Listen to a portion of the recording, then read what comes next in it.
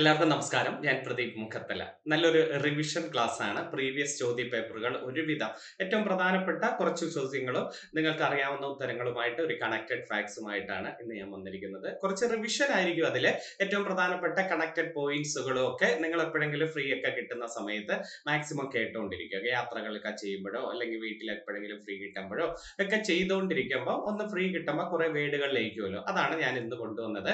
ചോദ്യപേപ്പർ കഴിഞ്ഞ പ്രാവശ്യത്തേക്ക് ചോദ്യപേപ്പറിൽ നിന്ന് കണക്ട് ക്വസ്റ്റ്യൻ എടുത്താണ് ചെയ്യുന്നത്. നമുക്ക് ഒന്നാമത്തെ ചോദ്യത്തിലേക്ക് പോകാം. ഒന്നാമത്തെ ചോദ്യത്തിലേക്ക് വരാം. ഒന്നാമത്തെ ചോദ്യം ഇതാണ്: താഴെ പറയുന്ന കേരളത്തിലെ പ്രക്ഷോഭങ്ങളെ കാലഗണന ക്രമം അനുസരിച്ച് ശരിയാക്കുക എന്നതാണ്. താഴെ പറയുന്ന കേരളത്തിലെ പ്രക്ഷോഭങ്ങളെ കാലഗണന ക്രമം അനുസരിച്ച് ശരിയാക്കുക. കഴിഞ്ഞ പ്രാവശ്യത്തെ ഫയർഫോഴ്സിന്റെ ചോദ്യപേപ്പറിൽ വന്ന ഒരു ചോദ്യമാണ്. ഏതൊക്കെയായിരുന്നു? നമുക്ക് ആദ്യം വർഷങ്ങൾ മാത്രം ഒന്ന് പറഞ്ഞേ. ചാനാർ ലഹള ഏത് വർഷമാണ്? ചാനാർ ലഹള 1859 അല്ലെ? ചാനാർ ലഹള ഏത് വർഷമാണ്? 1859 ചാനാർ ലഹള എന്ന് പറയുന്നത്. കുണ്ടറ വിളംബരം ഏത് വർഷം? 1809 കുണ്ടറ വിളംബരം. പഴശ്ശി കലാപം തുടങ്ങുന്നത് 1793-97. പുലയ ലഹള എന്നാണ്? 1915 അല്ലെ? 915. അപ്പൊ കാലഗണന ക്രമം അനുസരിച്ച് ശരിയാക്കാൻ പറഞ്ഞ ഏതൊക്കെയാണ്? 3, 3, 2, 1, 4. 3, 2, 1, 4. അപ്പം ഓരോന്നും ഒന്ന് പ്രധാനപ്പെട്ട നമുക്ക് റിവിഷൻ നടത്തി നോക്കാം. എന്റെ കൂടെ ഉത്തരങ്ങൾ പറയാൻ പറ്റുമോ നോക്കണേ. കേരളത്തിലെ ലഹളകളെല്ലാം, കേരളത്തിലെ പ്രക്ഷോഭങ്ങളെല്ലാം വർഷങ്ങളൊന്നും ഇട്ട് തരട്ടെ. അഞ്ചുതെങ്ങ് കലാപം ഏത് വർഷം? 1697. അഞ്ചുതെങ്ങ് കലാപം 1697. ആറ്റിങ്ങൽ കലാപം 1721. ആറ്റിങ്ങൽ കലാപം 1721. അതുപോലെ ആറ്റിങ്ങൽ കലാപം അവസാനിപ്പിച്ച ഉടമ്പടി ഏതാ? വേണാട് ഉടമ്പടി. 1723 വേണാട് ഉടമ്പടി. 1723. പിന്നെ കുളച്ചൽ യുദ്ധം പഠിക്കണം. 1741 കുളച്ചൽ യുദ്ധം. ഡച്ചുകാരെ പുറത്താക്കിയ യുദ്ധം അല്ലെ കുളച്ചൽ യുദ്ധം? ആണ്. ഡച്ചുകാരെ ഇന്ത്യയിൽ നിന്ന് തന്നെ പുറത്താക്കിയ യുദ്ധം ഏതാണ്? കുളച്ചൽ യുദ്ധം. മാർത്താണ്ഡവർമ്മയും വലിയ കപ്പിത്താൻ എന്നറിയപ്പെടുന്ന ദിലനോയും തമ്മിലാണ് കുളച്ചൽ യുദ്ധം. ഏത് വർഷമാണ്? 1741. പിന്നെ തൃപ്പടിദാനം, മാർത്താണ്ഡവർമ്മ നടത്തിയ തൃപ്പടിദാനം ഏത് വർഷം? 1750. തൃപ്പടിദാനം ഏത് വർഷം? 1750 മാർത്താണ്ഡവർമ്മ നടത്തിയ തൃപ്പടിദാനം. ഇനി രണ്ടാം തൃപ്പടിദാനം എന്ന് ചോദിച്ചാൽ 1766 പറയാവേ. 1766 രണ്ടാം തൃപ്പടിദാനം. പിന്നെ അടുത്ത നമ്മൾ പരീക്ഷയ്ക്ക് ചോദിക്കുന്നത് 1766 കഴിഞ്ഞാൽ പിന്നെ ശ്രീരംഗപട്ടണം ഉടമ്പടി ഏത് വർഷം എന്ന് ചോദിച്ചിട്ടുണ്ട്. ശ്രീരംഗപട്ടണം ഉടമ്പടി 1792. ശ്രീരംഗപട്ടണം ഉടമ്പടി 1792 ശ്രീരംഗപട്ടണം ഉടമ്പടി. പിന്നെ ഒന്നാം പഴശ്ശി കലാപം 1793-97. രണ്ടാം പഴശ്ശി കലാപം 1800-1805. ഒന്നാം പഴശ്ശി കലാപത്തിന്റെ കാരണം എന്താ? ബ്രിട്ടീഷുകാരുടെ തെറ്റായ നികുതിയാണ് ഒന്നാം പഴശ്ശി വിപ്ലവത്തിന്റെ കാരണം.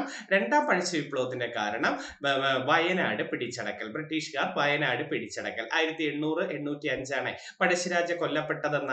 1805 നവംബർ 30 പഴശ്ശിരാജ കൊല്ലപ്പെടുന്നത്. 1805 നവംബർ 30. കുണ്ടറ വിളംബരം 1809 ജനുവരി 11. വേലുത്തമ്പി ദളവ കുണ്ടറ വിളംബരം നടത്തിയത് 1809 ജനുവരി 11. കുറിച്യർ ലഹള 1812. ആരാ കുറിച്യർ ലഹളയുടെ നേതാവ്? കുറിച്യർ ലഹളയുടെ നേതാവ് രാമൻ നമ്പിയാണ് അല്ലെ? മുദ്രാവാക്യം എന്താ? വട്ടത്തൊപ്പിക്കാരെ പുറത്താക്കുക. കുറിച്യർ ലഹളയുടെ മുദ്രാവാക്യം വട്ടത്തൊപ്പിക്കാരെ പുറത്താക്കുക. 1812 കുറിച്യർ ലഹള എന്ന് പറയുന്നത്. അപ്പൊ രാമൻ നമ്പിയാണ്. പിന്നെ ഏതാണ്? ഒന്നാം ചാനാർ ലഹള 1822. ചാനാർ ലഹള എന്ന് ചോദിച്ചാൽ 1859 ചാനാർ ലഹള. 1859. ചാനാർ ലഹളയെ തുടർന്ന് സ്ത്രീകൾക്ക് മാറുമറയ്ക്കാനുള്ള അനുവാദം നൽകിയ തിരുവിതാംകൂർ രാജാവ് ഉത്രം തിരുനാൾ. തിരുവിതാംകൂർ രാജാവ് ആരാണ്? ഉത്രം തിരുനാളാണ് ചാനാർ ലഹളയെ തുടർന്ന് സ്ത്രീകൾക്ക് മാറുമറയ്ക്കാനുള്ള അനുവാദം നൽകിയത്. ചാനാർ ലഹളയെ പിന്തുണച്ച നവോത്ഥാന നായകൻ ചോദിച്ചാൽ വൈകുണ്ഠസ്വാമികൾ. പറയണേ, വൈകുണ്ഠസ്വാമികൾ. അപ്പൊ 1859 ചാനാർ ലഹള. 1865 എന്താണ്? 1865 തിരുവിതാംകൂറിന്റെ മാഗ്ന കാർട്ട എന്നറിയപ്പെടുന്ന പണ്ടാരപ്പാട്ട വിളംബരം. 1865 എന്താ? തിരുവിതാംകൂറിന്റെ മാഗ്ന കാർട്ട എന്നറിയപ്പെടുന്ന പണ്ടാരപ്പാട്ട വിളംബരം. ആരാ പുറപ്പെടുവിച്ചത്? പണ്ടാരപ്പാട്ട വിളംബരം പുറപ്പെടുവിച്ചത് ആയില്യം തിരുനാളാണ്. ആയില്യം തിരുനാളാണ് പണ്ടാരപ്പാട്ട് വിളംബരം പുറപ്പെടുവിച്ചത്. 4 വർഷം കഴിയുമ്പോൾ 1865 4 കൂട്ടി 69 കേരള സെക്രട്ടേറിയറ്റ് മന്ദിരം പണിതതും 1869 ആയില്യം തിരുനാളിന്റെ കാലത്താണ്. വില്യം ബാർട്ടൻ ആണ് കേരള സെക്രട്ടേറിയറ്റ് മന്ദിരത്തിന്റെ ശില്പി കേട്ടോ. കേരള സെക്രട്ടേറിയറ്റ് മന്ദിരത്തിന്റെ ശില്പി ആരെന്ന് ചോദിച്ചാൽ വില്യം ബാർട്ടനും. ഏത് രാജാവിന്റെ കാലത്ത്? ആയില്യം തിരുനാൾ. ഏത് വർഷമാണ്? 1869. പിന്നെ ആ ഭാഗങ്ങളിൽ നല്ലൊരു ചോദ്യം, 1888 തിരുവിതാംകൂറിൽ ആദ്യത്തെ ലെജിസ്ലേറ്റീവ് അസംബ്ലി വരുന്നത്. തിരുവിതാംകൂർ ലെജിസ്ലേറ്റീവ് അസംബ്ലി ശ്രീമൂലം പ്രജാസഭ ആയി മാറുകയൊക്കെ ചെയ്തു. അപ്പൊ ശ്രീമൂലം പ്രജാസഭയായത് 1904 കൂടിയാണ്. അപ്പൊ തിരുവിതാംകൂർ ലെജിസ്ലേറ്റീവ് അസംബ്ലി ഏത് വർഷം? 1888. ആരാ കൊണ്ടുവരുന്നത്? ശ്രീമൂലം തിരുനാളാണ് കൊണ്ടുവരുന്നത്. 888 ശ്രീനാരായണ ഗുരുവിന്റെ അരുവിപ്പുറം ശിവപ്രതിഷ്ഠ. അരുവിപ്പുറം ശിവപ്രതിഷ്ഠ ഏത് വർഷം എന്ന് ചോദിച്ചാലും 1888. മലയാള മനോരമ പത്രം വന്നതോ 1888 മലയാള മനോരമ പത്രം വന്നത്. പിന്നെ 91 ഈഴവ മലയാളി മെമ്മോറിയൽ. മലയാളി മെമ്മോറിയൽ ഏത് വർഷം? 1891. ആരാണ് നേതാവ്? മലയാളി മെമ്മോറിയലിന്റെ നേതാവ് barrister GP Pillai. Barrister GP പിള്ളയാണ് മലയാളി മെമ്മോറിയലിന്റെ നേതാവ്. തിരുവിതാംകൂറുകാർക്ക് എന്ന മുദ്രാവാക്യമാണ് മലയാളി മെമ്മോറിയലുമായി ബന്ധപ്പെടുന്നത്. 1893 അയ്യങ്കാളിയുടെ വില്ലുവണ്ടി യാത്ര ഏത് വർഷം എന്ന് ചോദിച്ചിട്ടുണ്ട്. 1893 വില്ലുവണ്ടി യാത്ര. അതൊന്ന് പഠിച്ചു വെച്ചിരിക്കണേ. പിന്നെ ആ ഭാഗങ്ങളിൽ നല്ലൊരു ചോദ്യം വരുന്നത് 1896 ഈഴവ മെമ്മോറിയൽ. അതും ശ്രീമൂലം തിരുനാളിനാണ്. ഡോക്ടർ പൽപ്പു ആണ് കൊടുക്കുന്നത്. അപ്പൊ ഈഴവ മെമ്മോറിയൽ ഏത് വർഷം? 1896 ശ്രീമൂലം തിരുനാളിന് ആര് കൊടുക്കുന്നു? ഡോക്ടർ പൽപ്പു കൊടുക്കുന്നു. രണ്ടാം ഈഴവ മെമ്മോറിയൽ ഏത് വർഷം എന്ന് ചോദിച്ചാൽ 1900 പറയണം. 1900 രണ്ടാം ഈഴവ മെമ്മോറിയൽ എന്ന് പറയുന്നത്. അത് നമ്മുടെ അന്ന് തിരുവിതാംകൂർ ആദ്യമായി സന്ദർശിക്കുന്ന കട്സൺ പ്രഭുവിനാണ് രണ്ടാം ഈഴവ മെമ്മോറിയൽ കൊടുക്കുന്നത്. ഏത് വർഷമാണ്? 1900 രണ്ടാം ഈഴവ മെമ്മോറിയൽ ആർക്ക് സമർപ്പിച്ചു? കട്സൺ പ്രഭു. അപ്പൊ തിരുവിതാംകൂർ സന്ദർശിച്ച ആദ്യത്തെ വൈസ്രോയി ആരാണ്? കട്സൺ പ്രഭു ആണ്. പിന്നെ 1900 കഴിഞ്ഞ 1903 SNDP സ്ഥാപിക്കുന്നത്. SNDP ഏത് വർഷമാണ്? 1903. ആജീവനാന്ത പ്രസിഡന്റ് ശ്രീനാരായണ ഗുരു, ആദ്യ സെക്രട്ടറി കുമാരനാശാനും ആദ്യത്തെ ഉപാധ്യക്ഷൻ ഡോക്ടർ പൽപ്പു ആണ്. അപ്പൊ SNDPയുടെ ആദ്യത്തെ സെക്രട്ടറി ആരെന്ന് ചോദിച്ചാൽ കുമാരനാശാൻ, ആദ്യ ഉപാധ്യക്ഷൻ ഡോക്ടർ പൽപ്പു, ആജീവനാന്ത പ്രസിഡന്റ് ശ്രീനാരായണ ഗുരു. ആസ്ഥാനം കൊല്ലമാണ്. SNDPയുടെ ആസ്ഥാനം ഏതാണ്? കൊല്ലം. 1904 ശ്രീമൂലം പ്രജാസഭ വന്നു. 1907 നമ്മുടെ പണ്ഡിറ്റ് കറുപ്പന്റെ അരയ സമാജവും അയ്യങ്കാളിയുടെ സാധുജന പരിപാലന സംഘവും 1907. 1908 നമ്മുടെ VT ഭട്ടതിരിപ്പാടിന്റെ യോഗക്ഷേമ സഭ. ഏത് വർഷം? 1908. 1909 പ്രത്യക്ഷ രക്ഷാ ദൈവസഭ സ്ഥാപിച്ചത്. പ്രത്യക്ഷ രക്ഷാ ദൈവസഭ ആരാ സ്ഥാപിച്ചത്? പൊയ്കയിൽ യോഹന്നാൻ അഥവാ കുമാര ഗുരുദേവൻ 1909 കൊണ്ടുവരുന്നത്. പിന്നെ നല്ലൊരു ചോദ്യമാണ്, 1912 കൊടുങ്ങല്ലൂര് കല്യാണദായിനി സഭ പണ്ഡിറ്റ് കറുപ്പൻ സ്ഥാപിക്കുന്നത്. കൊടുങ്ങല്ലൂര് കല്യാണദായിനി സഭ സ്ഥാപിക്കുന്നത് 1912 കൂടിയാണ്. പിന്നെ നല്ലൊരു ചോദ്യം, 14 NSS സ്ഥാപിക്കുന്നത്. മന്നത്ത് പത്മനാഭൻ ചങ്ങനാശ്ശേരിയിലെ പെരുന്നയിൽ 1914 എന്ത് സ്ഥാപിക്കുന്നു? NSS സ്ഥാപിക്കുന്നു. 15 അയ്യങ്കാളിയുടെ പുലയലകള. പുലയലകള ഏത് വർഷം? 1915. പുലയലകളയുടെ മറ്റു പേരുകൾ എന്തൊക്കെയാ? ഊരട്ടമ്പലമിലകള, 90-ാം ആണ്ടിലകള എന്നൊക്കെ അറിയപ്പെടുന്നത് പുലയലകളെ. ഏത് ദളിത് വിദ്യാർത്ഥിനിയുടെ വിദ്യാഭ്യാസവുമായി ബന്ധപ്പെട്ട പുലയലകള നടത്തിയത്? പഞ്ചമി എന്ന ദളിത് വിദ്യാർത്ഥിനിയുടെ വിദ്യാഭ്യാസവുമായി ബന്ധപ്പെട്ടാണ് പുലയലകള. ഏത് വർഷമാണ്? 15. ഈ 15 തന്നെയല്ലേ കൊല്ലം ജില്ലയിലെ അയ്യങ്കാളി നടത്തിയ സമരം? ഏതാ? പെരിനാട് ലകള അഥവാ കല്ലുമാല സമരം 1915 തന്നെയാണ്. 17 നമ്മുടെ സഹോദരൻ അയ്യപ്പൻ സ്ഥാപിച്ച പ്രസ്ഥാനങ്ങൾ. സഹോദരൻ അയ്യപ്പന്റെ പ്രസ്ഥാനങ്ങൾ ഏതൊക്കെയാ? സഹോദര സംഘം, മിശ്രഭോജനം, വിദ്യാപോഷിണി സഭ. സഹോദര സംഘം, മിശ്രഭോജനം, വിദ്യാപോഷിണി സഭ, ഇതൊക്കെ സഹോദരൻ അയ്യപ്പൻ 17 കൊണ്ടുവരുന്നത്. ഇതേ 17 തന്നെ നമ്മുടെ വാഗ്ഭടാനന്ദന്റെ ആത്മവിദ്യാ സംഘം ഏത് വർഷം എന്ന് ചോദിച്ചിട്ടില്ലേ? വാഗ്ഭടാനന്ദന്റെ ആത്മവിദ്യാ സംഘവും 1917 വരുന്നത്. ഓർത്തു വെച്ചിരിക്കണേ. മലബാർ കലാപം ഏത് വർഷമാണ്? 21. മലബാർ കലാപം ഏത് വർഷമാണ്? 1921. ഏതാ മലബാർ കലാപം അന്വേഷിച്ച കമ്മീഷൻ? മലബാർ കലാപം അന്വേഷിച്ച കമ്മീഷൻ സ്ട്രേഞ്ച് കമ്മീഷനാണ്. Strange commission. മലബാറിലെ മാപ്പിള കലാപങ്ങൾ അന്വേഷിച്ച കമ്മീഷൻ വില്യം ലോഗൻ കമ്മീഷനാണ്. മലബാറിലെ മാപ്പിള കലാപങ്ങൾ അന്വേഷിച്ച commission William Logan commission. Wagon tragedy ഏത് വർഷം? അതും 1921 നവംബർ 10 കൂടിയാണ് വാഗൺ ട്രാജഡി. നവംബർ 19 കറക്റ്റ് വരട്ടെ. ബുക്കുകളിൽ November 10 wagon tragedy. Wagon tragedy സ്മാരകം എവിടെ? തിരൂരാണ് വാഗൺ ട്രാജഡി സ്മാരകം. വാഗൺ ട്രാജഡി അന്വേഷിച്ച കമ്മീഷൻ ഏതാ? Knapp commission. മലബാർ കലാപം സ്ട്രേഞ്ച് കമ്മീഷൻ ആണെങ്കിൽ wagon tragedy Knapp commission. Malabar manual എഴുതിയതാരാ? വില്യം ലോഗനാണ് മലബാർ മാനുവൽ. മലബാർ കലാപത്തെ ആസ്പദമാക്കി സുന്ദരികളും സുന്ദരന്മാരും എന്ന നോവൽ എഴുതിയത് ഉറൂബാണ്. മലബാർ കലാപത്തെ ആസ്പദമാക്കി ദുരവസ്ഥ എന്ന കൃതി എഴുതിയത് നമ്മുടെ കുമാരനാശാനാണ്. പിന്നെ ആ ഭാഗങ്ങളിൽ നല്ലൊരു ചോദ്യം, 1924 വൈക്കം സത്യാഗ്രഹം. 24 വൈക്കം സത്യാഗ്രഹം. വൈക്കം സത്യാഗ്രഹത്തിന്റെ നേതാവ് TK മാധവൻ. വൈക്കം സത്യാഗ്രഹത്തെ തുടർന്ന് സവർണ ജാഥ നയിച്ചത് മന്നത്ത് പത്മനാഭൻ. 1924 നവംബർ 1 വൈക്കത്ത് നിന്ന് തിരുവനന്തപുരത്തേക്ക് സവർണ ജാഥ നയിച്ചത് മന്നത്ത് പത്മനാഭൻ. അപ്പൊ വൈക്കം സത്യാഗ്രഹം 24 ഇനി വൈക്കം സത്യാഗ്രഹം തുടങ്ങുമ്പോൾ ശ്രീമൂലം തിരുനാളും അവസാനിക്കുമ്പോൾ സേതു ലക്ഷ്മി ഫായിയുമായിരുന്നു വൈക്കം സത്യാഗ്രഹം അവസാനിക്കുമ്പോൾ. വൈക്കം ഹീറോ പെരിയോർ എന്നൊക്കെ അറിയപ്പെടുന്നത് EV രാമസ്വാമി നായ്ക്കരെയാണ്.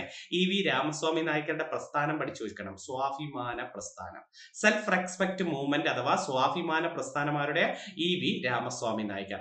ഇനി 24 വൈക്കമാണെങ്കിൽ 26 ഏതാ? 26 ശുചീന്ദ്രം സത്യാഗ്രഹം, ME നായിഡു. ശുചീന്ദ്രം സത്യാഗ്രഹം ആരുടെയാണ്? ME നായിഡു. 26 പഠിച്ചേ. 30 ഉപ്പ് സത്യാഗ്രഹം ആണ്. 30 ഉപ്പ് സത്യാഗ്രഹം. KK എളപ്പനല്ലി നേതാവ്. കേരളത്തിൽ ഉപ്പ് സത്യാഗ്രഹത്തിന്റെ നേതാവ് KK എളപ്പനാണ്. ഉപ്പ് സത്യാഗ്രഹത്തിന്റെ നേതാവ്. കേരളത്തിൽ ഉപ്പ് സത്യാഗ്രഹത്തിന്റെ പൈലറ്റ് എന്ന് വിളിക്കുന്നത് മൊയ്യാരത്ത് ശങ്കരനെയാണ്. ഉപ്പ് സത്യാഗ്രഹത്തിന്റെ പൈലറ്റ് ആരാണ്? മൊയ്യാരത്ത് ശങ്കരനാണ്. 30 ഉപ്പ് സത്യാഗ്രഹം. 31 ഗുരുവായൂർ സത്യാഗ്രഹം. ഗുരുവായൂർ സത്യാഗ്രഹം 31. അതിന്റെ നേതാവും KK എളപ്പനാണ് അല്ലെ. ഗുരുവായൂർ സത്യാഗ്രഹം 1931 നവംബർ 1 ഗുരുവായൂർ സത്യാഗ്രഹത്തിന്റെ നേതാവും KK എളപ്പനാണ്. ഗാന്ധിജിയുടെ ഇടപെടലിനെ തുടർന്ന് KK എളപ്പൻ നിരാഹാരം അവസാനിപ്പിച്ചത് 1932 ഒക്ടോബർ 2 കൂടിയാണ് ഗുരുവായൂർ സത്യാഗ്രഹത്തിന്റെ നിരാഹാരം അവസാനിപ്പിക്കുന്നത്.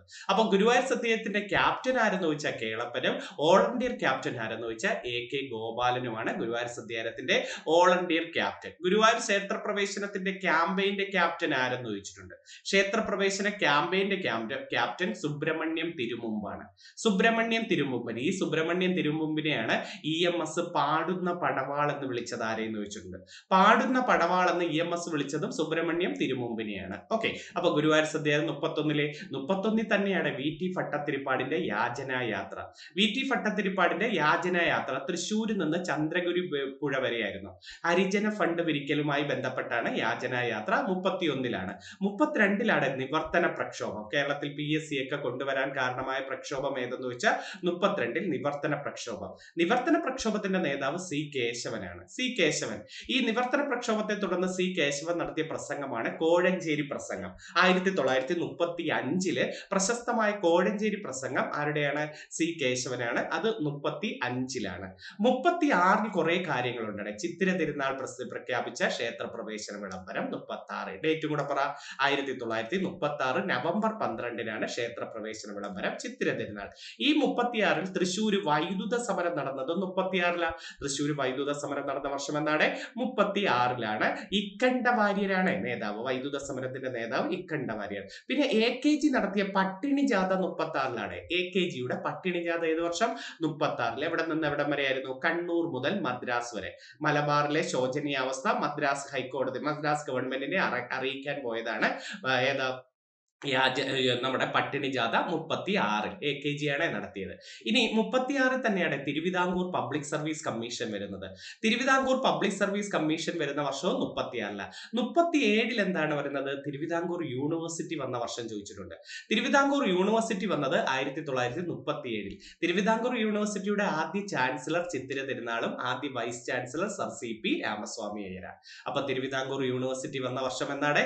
37. ആദ്യ ചാൻസലർ തിരുനാളും ആദ്യ വൈസ് ചാൻസലർ സർ CP രാമസ്വാമിയാണ്. 38 കൊല്ലം ജില്ലയിലെ കടക്കൽ സമരം, കല്ലറ പാങ്ങോട് സമരം, അതുപോലെ തൃശ്ശൂർ കല്ലറ പാങ്ങോട് സമരം, അതുപോലെ തിരുവിതാംകൂർ സ്റ്റേറ്റ് കോൺഗ്രസ് രൂപീകരിച്ചു. പട്ടം താണുപിള്ള പ്രസിഡന്റ് ആയിക്കൊണ്ട് തിരുവിതാംകൂർ സ്റ്റേറ്റ് കോൺഗ്രസ് രൂപീകരിച്ചത് 38.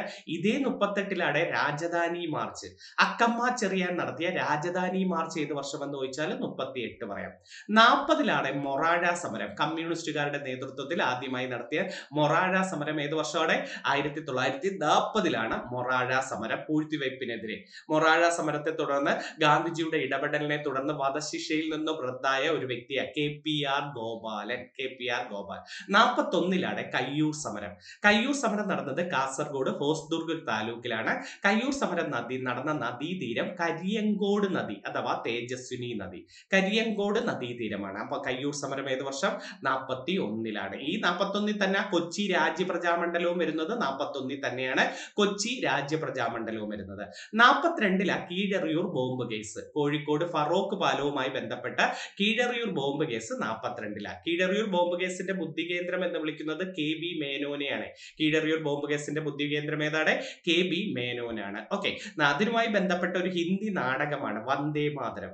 പഠിച്ചു വെക്കുക, വന്ദേ മാതരം കീഴറിയൂർ ബോംബ് കേസുമായി ബന്ധപ്പെട്ട ഹിന്ദി നാടകം. ഇനി 42 കഴിഞ്ഞാൽ 46 ചോദിച്ചിട്ടുണ്ട്. അതായത് നമ്മുടെ ആലപ്പുഴയിലെ പുന്നപ്ര വയലാർ സമരം നടന്നത് 46. തൃശ്ശൂര് കുട്ടംകുളം സമരം നടന്നത് 46.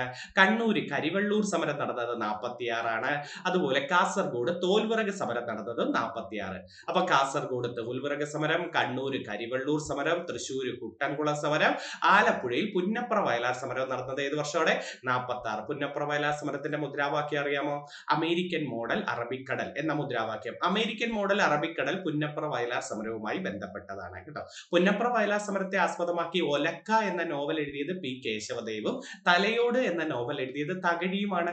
ഒലക്ക എന്ന നോവൽ എഴുതിയത് P കേശവദേവും തലയോട് എന്ന നോവൽ എഴുതിയത് തകഴിയുമാണ്. ഓർത്തു വെച്ചിരിക്കണേ. അപ്പൊ അത് ഇത്രയും. 47 പാലിയം സത്യാഗ്രഹം. 47 എറണാകുളം ജില്ലയിൽ നടന്ന സത്യാഗ്രഹമാണ് പാലിയം സത്യാഗ്രഹം. നേതാവ് C കേശവനാണ്. നേതാവ് C കേശവൻ. 47. മാഹി വിമോചന സേന വരുന്നത് 48 കൂടിയാണ്. 48. ഇനി കേരളത്തിലെ ഒന്നാമത്തെ മന്ത്രിസഭ താഴെ വീഴാൻ കാരണമായ സമരമല്ലേ വിമോചന സമരം? മന്നത്ത് പത്മനാഭൻ നയിച്ച വിമോചന സമരം 59. മന്നത്ത് പത്മനാഭൻ നടത്തിയ വിമോചന സമരം 59. എന്തിനു വേണ്ടിയാ? വിദ്യാഭ്യാസ ബില്ലിനെതിരെ. ഒന്നാമത്തെ മന്ത്രിസഭയിൽ ജോസഫ് മുണ്ടശ്ശേരി അവതരിപ്പിച്ച വിദ്യാഭ്യാസ ബില്ലിനെതിരെ നടത്തിയ സമരമാണ് വിമോചന സമരം. ഏത് വർഷമായിരുന്നടെ? 59 വിമോചന സമരം. വിമോചന സമരത്തെ തുടർന്ന് മന്നത്ത് പത്മനാഭൻ നയിച്ച ജാഥയാണ് നമ്മുടെ ജീവശിഖ ജാഥ. വൈക്കം സത്യാഗ്രഹത്തിന്റെ ജാഥ സവർണ ജാഥയും വിമോചന സമരത്തിന്റെ ജേതാവ് തുടർന്ന് നടത്തിയ ജാഥ ജീവശിഖ ജാഥ. ഏകദേശം അതിൽ നിന്ന് ഏതെങ്കിലും ചോദ്യം വരുന്നെങ്കിൽ ഇത്രയും ക്വസ്റ്റ്യനുകളായിരിക്കും. ഒന്ന് പഠിച്ചു വെച്ചിരിക്കണേ. അപ്പം ഒന്നാമത്തെ കറക്റ്റ് ചെയ്തേക്കണേ. പഴശ്ശിരാജയുടെ തലക്കൽ ചന്തു സ്മാരകം എവിടെയാണ്? പനമരത്താണ് തലക്കൽ ചന്തു. രണ്ടാമത്തെ ചോദ്യത്തിലോട്ട് പോട്ടെ. രണ്ടാമത്തെ ചോദ്യം വളരെ സിമ്പിൾ ആയിട്ടുള്ള ഒരു ക്വസ്റ്റ്യൻ ആണ്. താഴെ പറയുന്ന ലോക സംഘടനകൾ അവയുടെ ആസ്ഥാനങ്ങള് തെറ്റായ ജോഡി ഏത് എന്നാ ചോദിക്കുന്നത്. അവരുടെ ആസ്ഥാനങ്ങളിൽ തെറ്റായി. യൂറോപ്യൻ യൂണിയന്റെ ആസ്ഥാനം ബ്രസൽസ്. ശരിയാണ്. 1957 കൂടി യൂറോപ്യൻ യൂണിയൻ വരുന്നു. ബ്രസൽസ്, ബെൽജിയത്തിലെ ബ്രസൽ. നാറ്റോയുടെ ആസ്ഥാനം ജക്കാർത്തയാണോടെ? അല്ല, നാറ്റോയുടെ ആസ്ഥാനം ജക്കാർത്തയല്ല. ലോക ബാങ്ക് വാഷിംഗ്ടൺ ആണ് അല്ലെ? ലോക ബാങ്കിന്റെ ആസ്ഥാനം എവിടെയാണ്? വാഷിംഗ്ടൺ. രണ്ടെണ്ണത്തിന്റെ വാഷിംഗ്ടൺ ഇല്ലേ? ലോക ബാങ്കിന്റെയും IMF-ന്റെ ആസ്ഥാനം ഏതാണ്? ലോക ബാങ്കിന്റെയും IMF-ന്റെ ആസ്ഥാനം വാഷിംഗ്ടൺ DC. ഏഷ്യൻ വികസന ബാങ്ക് ADB-യുടെ ആസ്ഥാനം മനില. അത് ശരിയാ. ADB-യുടെ ആസ്ഥാനം എവിടെയാണ്? മനിലയാണ്. ശരിയാണ്. അപ്പൊ കുറച്ച് സംഘടനകൾ ആസ്ഥാനങ്ങളൊന്ന് പറയട്ടെ, കിട്ടുമെന്ന് നോക്ക്. കുറച്ച് സംഘടനകൾ ആസ്ഥാനങ്ങൾ നമുക്ക് നോക്കാം. ഏതൊക്കെയായിരുന്നേ? UNO-യുടെ ആസ്ഥാനം എവിടെ? UNO അത് ന്യൂയോർക്കിലെ മാൻഹട്ടൻ പ്ലേസ്. എന്നാണ് UNO വന്നത്? 1945 ഒക്ടോബർ 24. അതുകൊണ്ട് UN ദിനം എന്നു ചോദിച്ചാൽ ഒക്ടോബർ 24 പറയണേ. UN ദിനം എന്നാണ് ഒക്ടോബർ 24. UNO-യുടെ പ്രധാന ഘടകം ഏതാ? പ്രധാന ഘടകം ഏതാ? സെക്യൂരിറ്റി കൗൺസിൽ ആണ്. സുരക്ഷാ സമിതി എന്ന് വിളിക്കുന്നു. എല്ലാ രാജ്യങ്ങളും അംഗങ്ങളായത് പൊതുസഭയിലാണ്. മൊത്തം എത്ര രാജ്യങ്ങളുണ്ട്? UNO-ക്ക് മൊത്തം എത്ര രാജ്യങ്ങൾ? 193 രാജ്യങ്ങൾ. UNO-യിൽ എത്ര രാജ്യങ്ങൾ? 193 രാജ്യങ്ങളാണ് UNO-യിലുള്ളത്. 193ാമത്തെ രാജ്യം എന്നറിയപ്പെടുന്നത് ദക്ഷിണ സുഡാനാണ്. അപ്പൊ UNO-യുടെ അവസാനത്തെ രാജ്യം ഏതാണ്? ചേർന്ന അവസാനത്തെ രാജ്യം UNO-യിലെ ദക്ഷിണ സുഡാൻ. എത്ര രാജ്യങ്ങളുണ്ട്? മൊത്തം 193 രാജ്യങ്ങൾ. UNO-യുടെ ഇപ്പോഴത്തെ സെക്രട്ടറി ജനറൽ ആരാണ്? UNO-യുടെ ഇപ്പോഴത്തെ സെക്രട്ടറി ജനറൽ അന്റോണിയോ ഗുട്ടറസ്. പോർച്ചുഗൽകാരനായ അന്റോണിയോ ഗുട്ടറസ് ആണ് ഇപ്പോഴത്തെ സെക്രട്ടറി ജനറൽ ആരെന്ന് വെച്ചിട്ടുണ്ട്. ഓക്കെ, ഒരു സെക്രട്ടറി ജനറലിന്റെ കാലാവധി 5 വർഷമാണ്. 5 വർഷമാണ്. അപ്പോൾ യുഎൻഒയുടെ ആസ്ഥാനം ന്യൂയോർക്ക്. ഈ കുട്ടികളുടെ സംഘടനയുടെ യുണിസെഫ്, യുഎൻഒയുടെ കുട്ടികളുടെ സംഘടനയായ യുണിസെഫ്, ഇതിന്റെ ആസ്ഥാനവും ന്യൂയോർക്ക് തന്നെയാണ്. യുണിസെഫിന്റെ ആസ്ഥാനവും യുനെസ്കോ കേട്ടിട്ടുണ്ടോ? യുനെസ്കോ ലോക പൈതൃക പട്ടികയൊക്കെ തയ്യാറാക്കുന്നതും കലാകായിക സംഘടന എന്നൊക്കെ അറിയപ്പെടുന്നത് യുനെസ്കോയുടെ. ഇതിന്റെ ആസ്ഥാനം പാരീസ് ആണ്. യുനെസ്കോയുടെ ആസ്ഥാനം പാരീസ്. ലോകബാങ്കും IMF-നെ അല്ലൂടെ ബ്രിട്ടൻ വിഡ് സഹോദരിമാരെന്ന് വിളിക്കുന്നത്. ഇതിനെ വാഷിംഗ്ടൺ DC ആണ്. ഇത് രണ്ടിന്റെയും ആസ്ഥാനം എവിടെയെന്ന് വെച്ച്. ലോക പോലീസ് എന്നറിയപ്പെടുന്നത് ഇന്റർപോൾ അല്ലേ? ഇന്റർപോളിന്റെ ആസ്ഥാനം പാരീസിലെ ലിയോൺസ് ആണ്. ഇന്റർപോളിന്റെ ആസ്ഥാനം എവിടെയാണ്? പാരീസിലെ ലിയോൺസ് ആണ് ഇന്റർപോളിന്റെ ആസ്ഥാനം. 1923 വരുന്നു. അതുപോലെ ലോകത്തിന്റെ എണ്ണ സംഘടന എന്നറിയപ്പെടുന്നത് ഒപ്പക് അല്ലേ? എണ്ണ സംഘടന ഒപ്പക്. ഒപ്പക്കിന്റെ ആസ്ഥാനം വിയന്ന. ഒപ്പക്കിന്റെ ആസ്ഥാനം ആസ്ട്രിയയുടെ തലസ്ഥാനമായ വിയന്നയാണ്. ഓക്കെ. അതുപോലെ സൗത്ത് ഏഷ്യൻ സംഘടനയാണ് ASEAN. സൗത്ത് ഏഷ്യൻ രാജ്യങ്ങളുടെ സംഘടനയാണ് ASEAN. ASEAന്റെ ആസ്ഥാനം ജക്കാർത്ത. ASEAന്റെ ആസ്ഥാനം എവിടെയാണ്? ജക്കാർത്ത. യൂറോപ്യൻ യൂണിയന്റെയും നാറ്റോയുടെ ആസ്ഥാനം ബ്രസൽസ്. യൂറോപ്യൻ യൂണിയൻ, നാറ്റോയും ബ്രസൽസ് ആണ്. ADB, ഏഷ്യൻ വികസന ബാങ്ക്, ADBയുടെ ആസ്ഥാനം ഫിലിപ്പൈൻസിലെ മനില. സാർക്കിന്റെ ആസ്ഥാനം എവിടെയാണെന്നറിയാമോ? കാഠ്മണ്ഡു. സാർക്കിന്റെ ആസ്ഥാനം എവിടെയാണ്? കാഠ്മണ്ഡു ആണ്. അതുപോലെ പരിസ്ഥിതി സംഘടനയായ IUCN, WWF ഇതിന്റെയൊക്കെ ആസ്ഥാനം എവിടെയാ? പരിസ്ഥിതി സംഘടനയായ IUCN, WWF-ന്റെ ഒക്കെ ആസ്ഥാനം സ്വിറ്റ്സർലൻഡിലെ ഗ്ലാൻഡ് ആണ്. IUCN-ഉം WWF-ന്റെ ഒക്കെ ആസ്ഥാനം. ഗ്രീൻ പീസ് സംഘടനയുടെ ആസ്ഥാനം, പരിസ്ഥിതി സംഘടനയായ ഗ്രീൻ പീസ്. ഈ ഗ്രീൻ പീസ് സംഘടനയുടെ ആസ്ഥാനം ആംസ്റ്റർഡാം ആണ്. ഗ്രീൻ പീസ് സംഘടനയുടെ ആസ്ഥാനം എവിടെയാണ്? ആംസ്റ്റർഡാം. ഗ്രീൻ ബെൽറ്റ് സംഘടനയുടെ ആസ്ഥാനം, അതും മറ്റൊരു പരിസ്ഥിതി സംഘടനയാണ്. ഗ്രീൻ ബെൽറ്റ്, അതായത് ആഫ്രിക്കയിലാണ് കൊണ്ടുവരുന്നത്. വങ്കാരി മാഥായി എന്ന് പറയുന്ന നോബൽ സമ്മാന ജേതാവ് കൊണ്ടുവരുന്നതാണ് ഗ്രീൻ ബെൽറ്റ് മൂവ്മെന്റ്. അതിന്റെ ആസ്ഥാനം എവിടെയെന്ന് ചോദിച്ചാൽ നിങ്ങൾ പറയേണ്ടത് എവിടെയാണ്? ഗ്രീൻ ബെൽറ്റ് മൂവ്മെന്റിന്റെ ആസ്ഥാനം നമ്മുടെ കെനിയയുടെ തലസ്ഥാനമായ നെയ്റോബിയാണ്. ഇത് ഇത്രയും ഓർത്ത് വെച്ചിരിക്കണേ. അപ്പൊ ഹ്യൂമൻ റൈറ്റ്സ് വാച്ചിന്റെയൊക്കെ ആസ്ഥാനമൊക്കെ ഇപ്പൊ പരീക്ഷയ്ക്ക് ചോദിച്ചിട്ടുണ്ടായിരുന്നു. പാരീസിലെ ഹ്യൂമൻ റൈറ്റ്സ് വാച്ചിന്റെ ആസ്ഥാനം ഒക്കെ ചോദിച്ചിട്ടുള്ള ക്വസ്റ്റ്യൻ ആണ്. അപ്പൊ യൂറോപ്യൻ യൂണിയൻ ബ്രസൽസ്. നാറ്റോയുടെ ആസ്ഥാനം എവിടെയാണ്? നാറ്റോയുടെ ആസ്ഥാനവും ബ്രസൽസ് ആണ്. ഓർത്ത് വെച്ചിരിക്കണേ.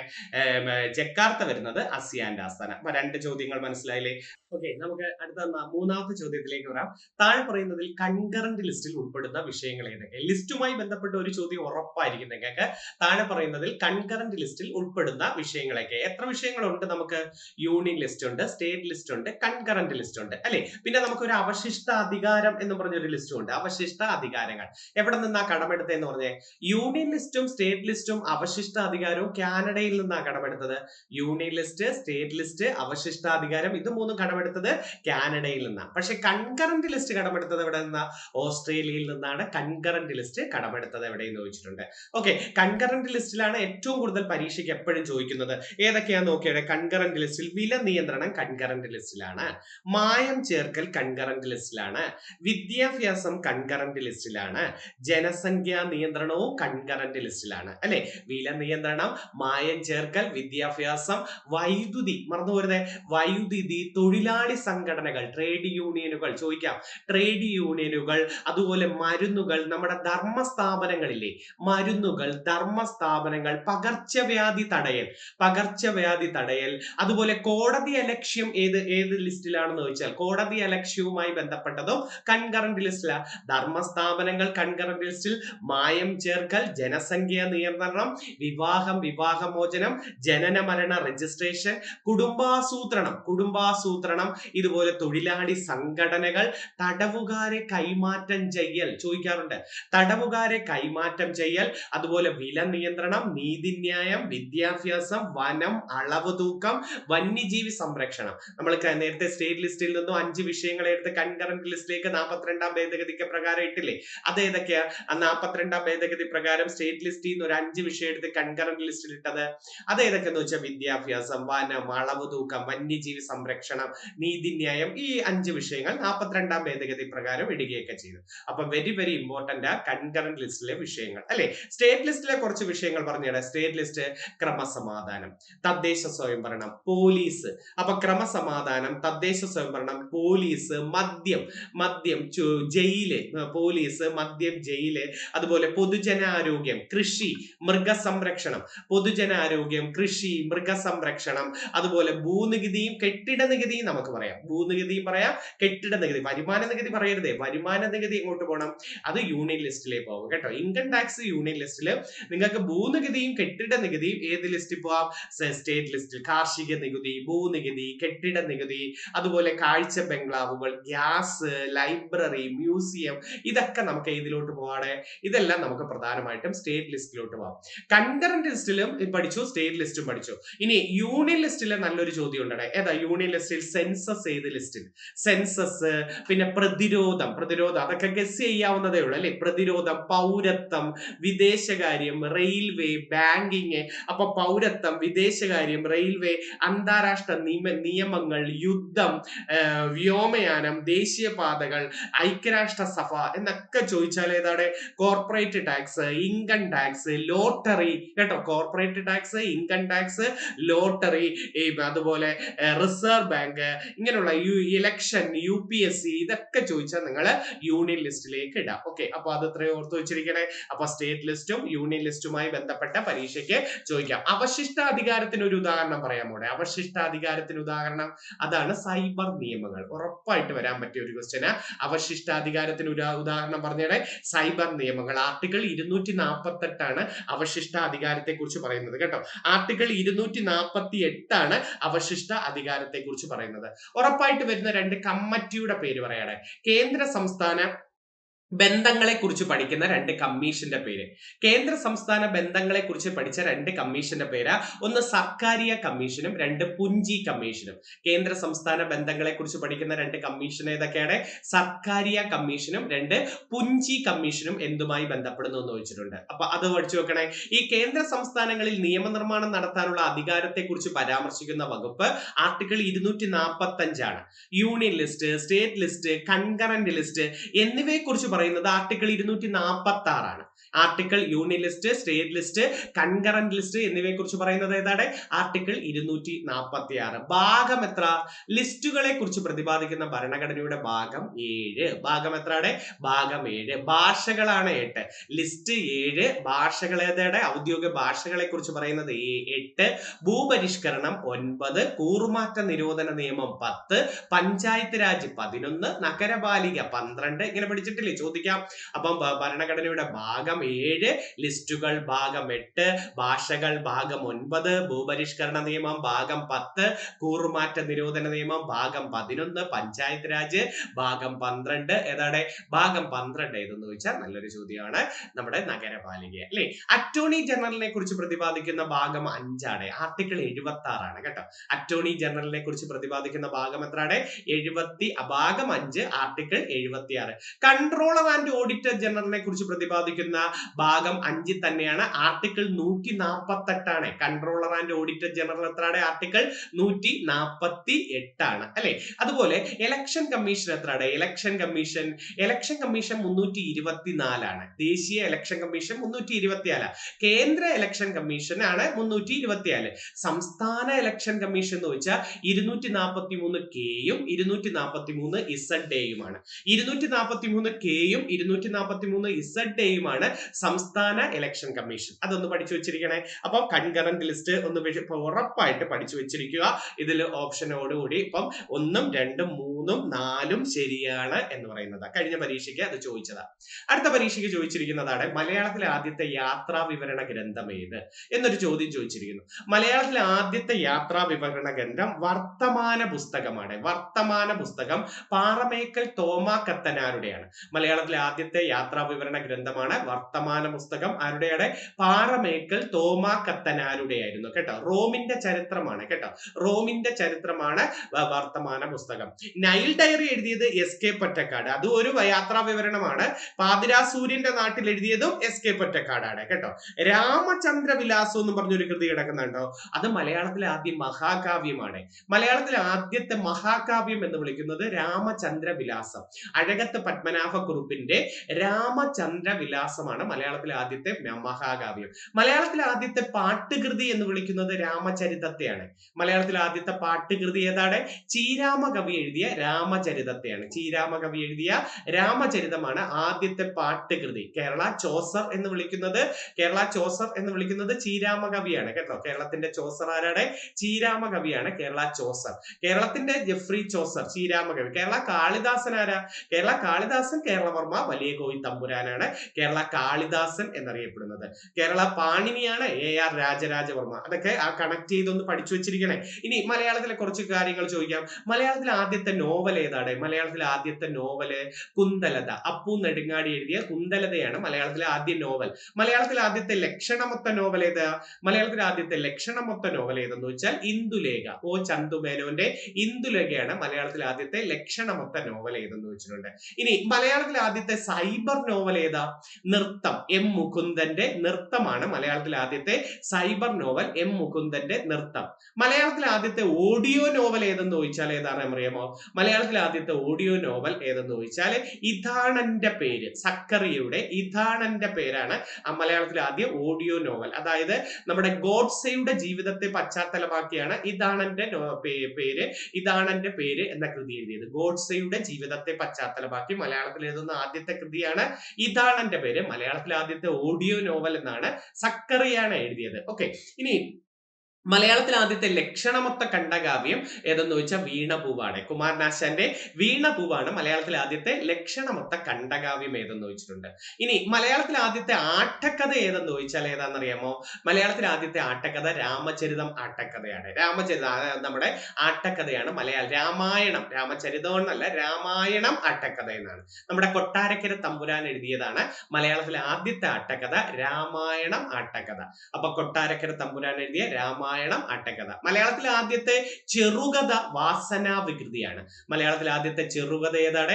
വാസനാവികൃതി. വേങ്ങയിൽ കുഞ്ഞിരാമൻ നായനാർ എഴുതിയ മലയാളത്തിലെ ആദ്യത്തെ ചെറുകഥയാണ് വാസനാവികൃതി. ചോദിക്കാൻ പറ്റിയ ഒരു ക്വസ്റ്റ്യൻ ആണ്. അപ്പൊ മലയാളത്തിലെ ആദ്യ യാത്രാ വിവരണ ഗ്രന്ഥം ഏതാണ്? വർത്തമാന പുസ്തകമാണ്. വർത്തമാന പുസ്തകം എഴുതിയത് ആരാണ്? പാറമേക്കൽ തോമ കത്തനാരാണ് വർത്തമാന പുസ്തകം എഴുതിയത്. അത് നല്ലൊരു ക്വസ്റ്റ്യൻ ആണ്. മലയാളത്തിലെ കവികളെ എല്ലാം ഒന്നും കൂടെ ഞാൻ പറഞ്ഞുതരാം. അടുത്ത ഇന്ത്യയിലെ പഞ്ചവത്സര പദ്ധതിയുടെ ലക്ഷ്യങ്ങളിൽ ഉൾപ്പെടുന്നത് ഏതെല്ലാം എന്നൊരു ചോദ്യമുണ്ട്. ഉൾപ്പെടുന്നത്. അപ്പൊ അത് ശ്രദ്ധിച്ചോണം. ഇവിടെ പഞ്ചവത്സര പദ്ധതി എന്നേ പറഞ്ഞിട്ടുള്ളൂ, അല്ലാതെ ഓരോ പഞ്ചവത്സര പദ്ധതിയുടെ ലക്ഷ്യമെന്നല്ല. അതുകൊണ്ട് ശ്രദ്ധിച്ചോണം. പഞ്ചവത്സര പദ്ധതിയുടെ ലക്ഷ്യങ്ങൾ ആകെ 4 എണ്ണമായിരുന്നേ. സാമ്പത്തിക വളർച്ച, ആധുനികവൽക്കരണം, സാശ്രയത്വം, സമത്വം. സാമ്പത്തിക വളർച്ച, ആധുനികവൽക്കരണം, സാശ്രയത്വം, സമത്വം. പഠിച്ചു വെച്ചിരിക്കണേ. പഞ്ചവത്സര പദ്ധതികൾ എന്നാണ് തുടങ്ങിയത്?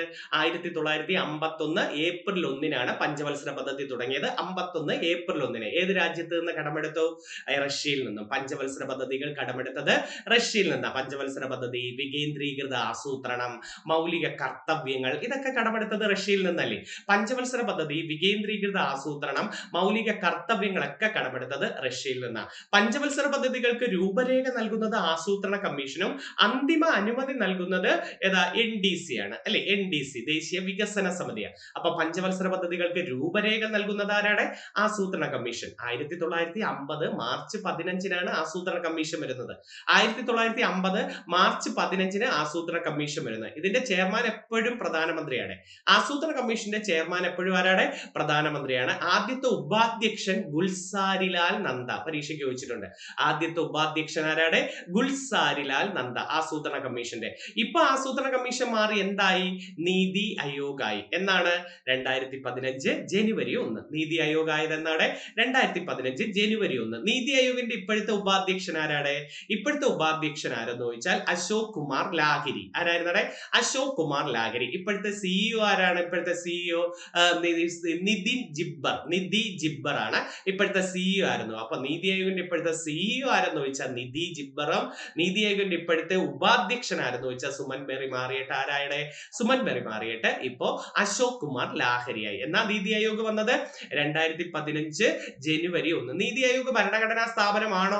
അല്ല. അങ്ങനെ ഒരു ചോദ്യം ചോദിച്ചിട്ടുണ്ട് കേട്ടോ. നീതി ആയോഗ്, ആസൂത്രണ കമ്മീഷനൊക്കെ ഭരണഘടനാ സ്ഥാപനങ്ങളല്ല, ഉപദേശ സമിതിയാണ്. അഡ്വൈസറി ബോഡി, സ്റ്റാറ്റ്യൂട്ടറി ബോഡി എന്നൊക്കെ നമുക്ക് പറയാം അല്ലെ. ഇനി പഞ്ചവത്സര പദ്ധതികളെ കുറിച്ച് പറയുമ്പോൾ മോഡൽ നമുക്കൊന്ന് പറയണേ. ഹരോൾഡ് ഡോമർ മോഡൽ എത്ര മാതൃകയായിരുന്നു? ഹരോൾഡ് ഡോമർ ഒന്നാം പഞ്ചവത്സര പദ്ധതി, ഹരോൾഡ് ഡോമർ. മഹലനോബിസ് മോഡലോ? രണ്ടാം പഞ്ചവത്സര പദ്ധതി. മഹലനോബിസ് മോഡൽ രണ്ടാം പഞ്ചവത്സര പദ്ധതി. അതുപോലെ ഗാഡ്ഗിൽ മോഡൽ എത്രാം പഞ്ചവത്സര പദ്ധതിയാണ്? ഗാഡ്ഗിൽ മോഡൽ നാലാം പഞ്ചവത്സര പദ്ധതി. ഗാഡ്ഗിൽ മോഡൽ നാലാം പഞ്ചവത്സര പദ്ധതി. DP ദർ അവതരിപ്പിച്ച മോഡൽ ഏതാ? DP ദർ അതിന്റെ അത് അഞ്ചാം പഞ്ചവത്സര പദ്ധതിയാണ്. അപ്പൊ ഗാഡ്ഗിൽ മോഡൽ നാലാം പഞ്ചവത്സര പദ്ധതി, DP ദർ കൊണ്ടുവന്ന മോഡൽ ഏതാണ്? അഞ്ചാം പഞ്ചവത്സര പദ്ധതി അല്ലെ. ആറാം പഞ്ചവത്സര പദ്ധതിയാണ് ഗാന്ധിയൻ മാതൃക എന്നറിയപ്പെടുന്നത്. ആറാം പഞ്ചവത്സര പദ്ധതി ഏതാണ്? ഗാന്ധിയൻ മോഡൽ എന്നറിയപ്പെടുന്നുണ്ട്. അതുപോലെ എട്ടാം പഞ്ചവത്സര പദ്ധതിയാണ് റാവു മൻമോഹൻ മോഡൽ എന്നറിയപ്പെടുന്നത്. എട്ടാം പഞ്ചവത്സര പദ്ധതി ഏതാണ്? റാവു മൻമോഹൻ മോഡൽ എട്ടാം പഞ്ചവത്സര പദ്ധതി. പത്താം പഞ്ചവത്സര പദ്ധതിയാണ് കേരള മോഡൽ വികസന പദ്ധതി. പത്താം പഞ്ചവത്സര പദ്ധതി ഏതാണ്? കേരള മോഡൽ വികസന പദ്ധതി. 11ാം പഞ്ചവത്സര പദ്ധതിയാണ് ഇന്ത്യയുടെ വിദ്യാഭ്യാസ പദ്ധതി. ഇന്ത്യയുടെ വിദ്യാഭ്യാസ പദ്ധതി എന്നറിയപ്പെടുന്നത് 11ാം പഞ്ചവത്സര പദ്ധതിയെ മൻമോഹൻ സിംഗ് അങ്ങനെ വിളിച്ചത്. 11ാം പഞ്ചവത്സര പദ്ധതിയെ ഇന്ത്യയുടെ വിദ്യാഭ്യാസ പദ്ധതി എന്ന് വിളിച്ചത് ആരാണ്? മൻമോഹൻ സിംഗ് ആണ്. അപ്പൊ മോഡലുകൾ പഠിച്ച് Harold Domar 1, Mahalanobis 2, Gadgil model 4, DP there model 5, Gandhian model 6, Rao Manmohan model 8, Kerala വികസന മോഡൽ 10, വിദ്യാഭ്യാസ പദ്ധതി 11. കേരള വികസന മോഡൽ 10, വിദ്യാഭ്യാസ പദ്ധതി 11. ഓക്കെ. പഞ്ചവത്സര പദ്ധതി ആരംഭിച്ചത് എന്നാണ്? 51 ഏപ്രിൽ 1. 4 ലക്ഷ്യങ്ങൾ ഏതൊക്കെയാണോ? സാമ്പത്തിക വളർച്ച, ആധുനികവൽക്കരണം, സ്വാശ്രയത്വം, സമത്വമാണ് 4 ലക്ഷ്യങ്ങൾ ഏതൊക്കെ എന്നാണ് തുടങ്ങിയത്? 51, 56 അല്ലെ. ലക്ഷ്യങ്ങളൊന്ന് പറയാമോ? ജസ്റ്റ് അതൊക്കെ ഒന്ന് പഠിച്ചു വെക്കണേ. ഒന്നാം പഞ്ചവത്സര പദ്ധതിയുടെ ലക്ഷ്യം 51, 56 കൃഷിയും ജലസേചനവും.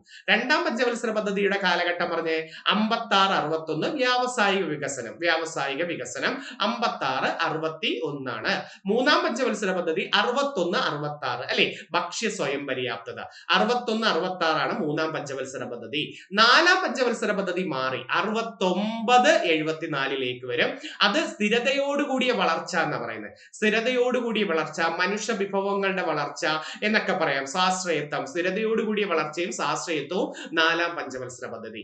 അഞ്ചാം പഞ്ചവത്സര പദ്ധതി 74, 79 ആണ്. 74, 79 ദാരിദ്ര്യ നിർമ്മാർജ്ജനം. അഞ്ചാം പഞ്ചവത്സര പദ്ധതി 74, 79 ദാരിദ്ര്യ നിർമ്മാർജ്ജനം. ആറാം പഞ്ചവത്സര പദ്ധതി 80, 85. 74, 79 മാറി 80, 85 ആണ് ആറാം പഞ്ചവത്സര പദ്ധതി. അതിലും ദാരിദ്ര്യ നിർമ്മാർജ്ജനം വരും. പിന്നെ ഈ ദാരിദ്ര്യ പദ്ധതികളില്ലേ, IREP, RLEGP, കാർഷിക മേഖലയിലെ അടിസ്ഥാന സൗകര്യങ്ങൾ, ഇതൊക്കെ കാർഷിക വ്യവസായിക മേഖലയിലെ അടിസ്ഥാന സൗകര്യങ്ങൾ മെച്ചപ്പെടുത്തുക, ഇതൊക്കെ ആറാം പഞ്ചവത്സര പദ്ധതി. ഏഴാം പഞ്ചവത്സര പദ്ധതി 85, 90. അത് ആധുനികവൽക്കരണം, തൊഴിലവസരങ്ങളുടെ വർധനവ്, ഇതായിരുന്നു ലക്ഷ്യം. ആധുനികവൽക്കരണം, തൊഴിലവസരങ്ങളുടെ ലക്ഷ്യം. എട്ടാം പഞ്ചവത്സര പദ്ധതിയാണ് 92, 97 പോയത്. മാനവശേഷി വികസനം. മാനവശേഷി വികസനമാണ് എട്ടാം പഞ്ചവത്സര പദ്ധതി. ഒമ്പതാം പഞ്ചവത്സര പദ്ധതി 97, 2002. അത് ഗ്രാമീണ വികസനം, വികേന്ദ്രീകൃത ആസൂത്രണം. ഏറ്റവും കൂടുതൽ ചോദിച്ചിട്ടുള്ള ലക്ഷ്യം ഇതാണ്. ഗ്രാമീണ വികസനവും വികേന്ദ്രീകൃത ആസൂത്രണവും എത്രാം പഞ്ചവത്സര പദ്ധതിയുടെ? ഒമ്പതാം പഞ്ചവത്സര പദ്ധതിയുടെ. കാലഘട്ടം പറഞ്ഞാണ് 97, 2007. 97, 2002. സ്ത്രീ ശാക്തീകരണം, ജനകീയ ആസൂത്രണം, കുടുംബശ്രീ. അപ്പൊ സ്ത്രീ ശാക്തീകരണം ജനകീയ പദ്ധതി എന്നും കുടുംബശ്രീ എന്നറിയപ്പെടുന്നതും കുടുംബശ്രീ വന്നതും ഗ്രാമവികസനവും വികേന്ദ്രീകൃത ആസൂത്രണവും ഒക്കെ ഒമ്പതാം പഞ്ചവത്സര പദ്ധതിയിലാണ്. പത്താം പഞ്ചവത്സര പദ്ധതിയാണ് 2002, 2007. മൂലധന നിക്ഷേപം വർദ്ധിപ്പിക്കാൻ വേണ്ടിയാണ്.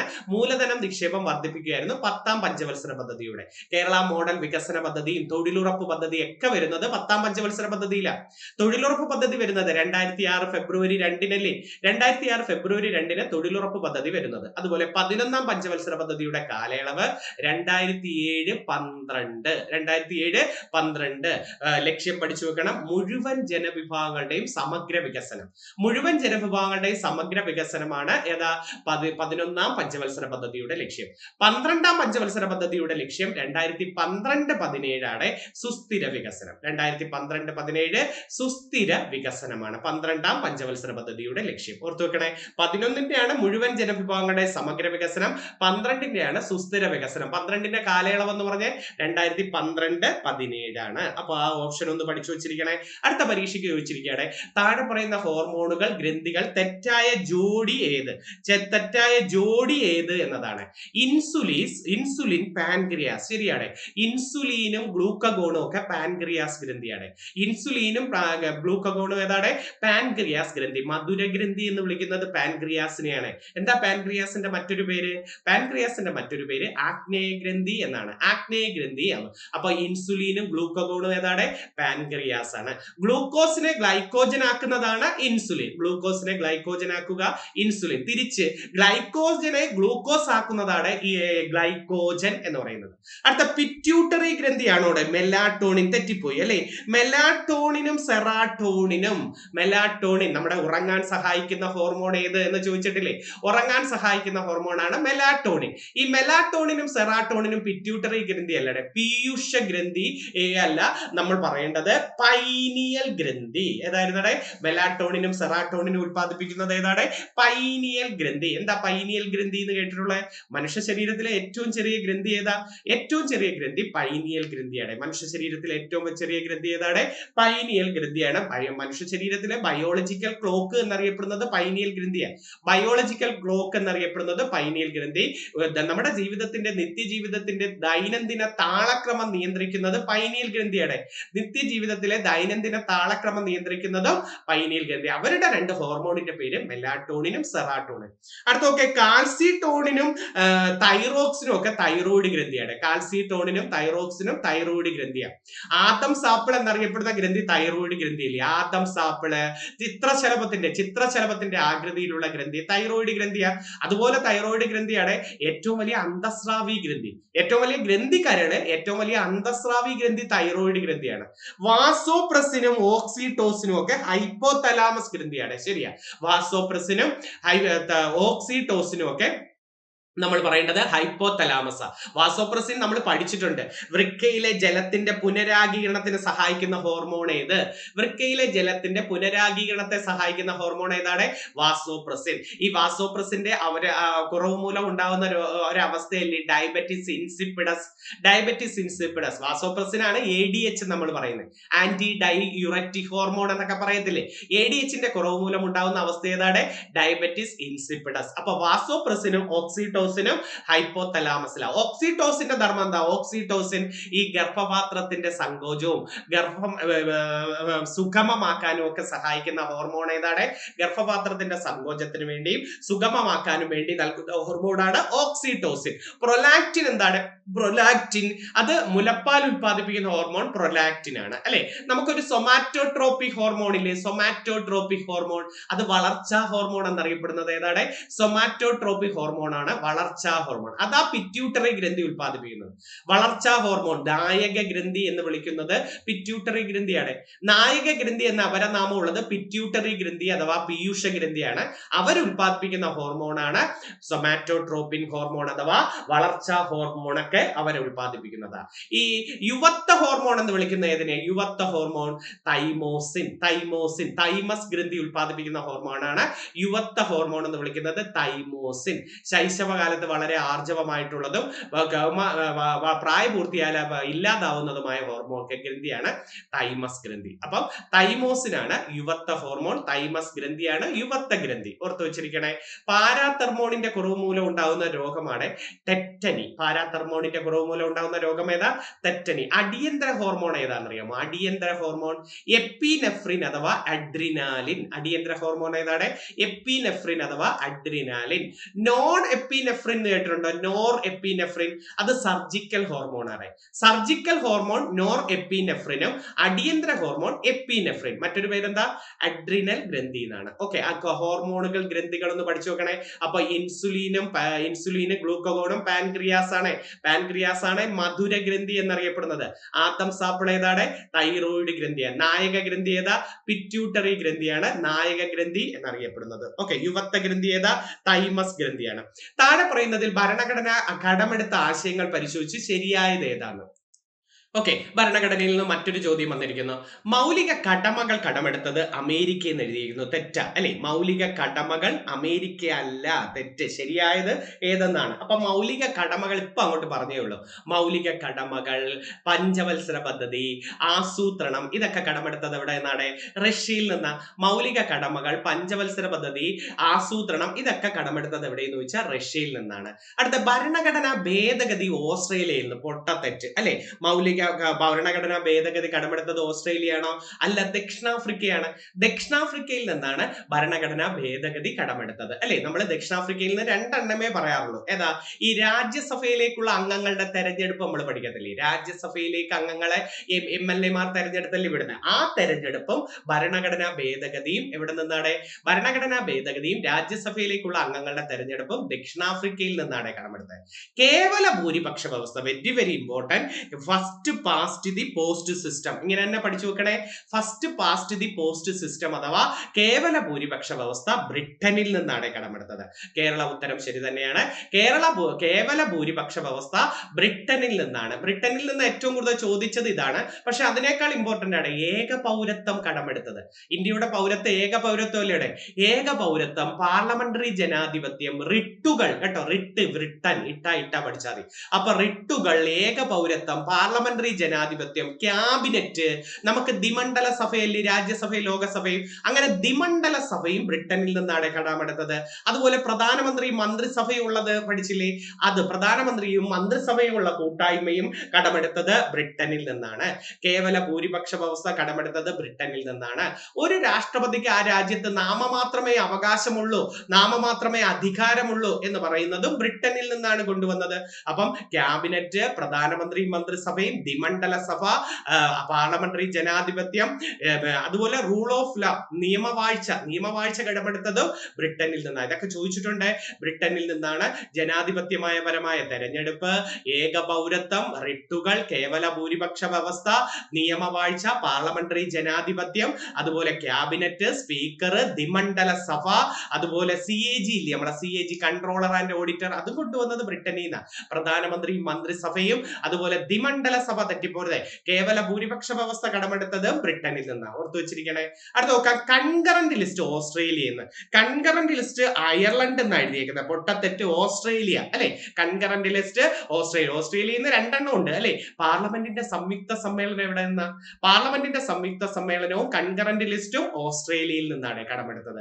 അയർലൻഡിൽ നിന്ന് കടമെടുത്തത് ഏതൊക്കെയാണ്? അയർലൻഡിൽ നിന്ന് കടമെടുത്തത് ഒന്ന്, മാർഗനിർദ്ദേശിക തത്വങ്ങൾ അയർലൻഡിൽ നിന്നാണ് അല്ലെ? പ്രസിഡന്റ് തെരഞ്ഞെടുപ്പ് അയർലൻഡിൽ നിന്നാണ്. രാജ്യസഭയിലേക്ക് രാഷ്ട്രപതിക്ക് കുറച്ച് 12 പേരെ നാമനിർദ്ദേശം ചെയ്തുകൂടെ? അത് കടമെടുത്തതും അയർലൻഡിൽ നിന്നാണ്. അപ്പൊ നിർദ്ദേശക തത്വങ്ങൾ, പ്രസിഡന്റ് തെരഞ്ഞെടുപ്പ്, രാജ്യസഭയിലേക്ക് രാഷ്ട്രപതിയെ നാമനിർദ്ദേശം ചെയ്യുന്നതും ഒക്കെ കടമെടുത്തത് എവിടെ നിന്നാണ്? അയർലൻഡിൽ നിന്ന്. ജപ്പാനിൽ നിന്ന് കടമെടുത്തത് ഏതാണ്? നിയമസ്ഥാപിതമായ വ്യവസ്ഥ എന്നൊരു വേർഡ് ചോദിക്കും. നിയമസ്ഥാപിതമായ വ്യവസ്ഥയെന്നും കടമെടുത്തത് ജപ്പാനിൽ നിന്ന്. അടിയന്തരാവസ്ഥ കടമെടുത്തതോടെ, അടിയന്തരാവസ്ഥ അങ്ങനെ മാത്രമേ ഉള്ളൂ. അടിയന്തരാവസ്ഥ എന്ന ആശയം കടമെടുത്തത് എവിടെ എന്ന് ചോദിച്ചാൽ നിങ്ങൾ പറയേണ്ടത് 1935 ഗവൺമെന്റ് ഓഫ് ഇന്ത്യ ആക്ട് എന്ന് പറഞ്ഞാൽ മതി. 1935 ഗവൺമെന്റ് ഓഫ് ഇന്ത്യ ആക്ട്. പക്ഷെ എടുത്തു ചോദിക്കും, അടിയന്തരാവസ്ഥ കാലത്ത് മൗലികാവകാശങ്ങൾ റദ്ദ് ചെയ്യുന്ന ആശയം കടമെടുത്തത് ജർമ്മനിയിൽ നിന്നാണ് കേട്ടോ. വെയ്മർ ഭരണഘടന എന്നൊക്കെ ഓപ്ഷനിൽ വരാമേ, വെയ്മർ മറന്നുപോരുതേ, ജർമ്മനിയിൽ നിന്നാണ്. വെയ്മർ ഭരണഘടന എന്നും കയറി വരാം കേട്ടോ, ഓർത്തു വെച്ചിരിക്കണേ. അപ്പം ആ അടിയന്തരാവസ്ഥയിലെ 2 വരിയും ഒന്ന് ഓർത്തു വെച്ചിരിക്കുക. ഇനി കാനഡയിൽ നിന്ന് കടമെടുത്തതാണ് ഫെഡറൽ സംവിധാനം, യൂണിയൻ ലിസ്റ്റ്, സ്റ്റേറ്റ് ലിസ്റ്റ്. ഈ സുപ്രീം കോടതിയുടെ ഉപദേശം സ്വീകരിക്കാം എന്ന് പറയുന്ന ഒരു അധികാരമില്ലേ, ഉപദേശം, സുപ്രീം കോടതിയുടെ ഉപദേശം. അവശിഷ്ടാധികാരം കാനഡയിൽ നിന്നല്ലേ? അവശിഷ്ടാധികാരം. ഗവർണർമാരുടെ നിയമനം കാനഡയിൽ നിന്നാണ്.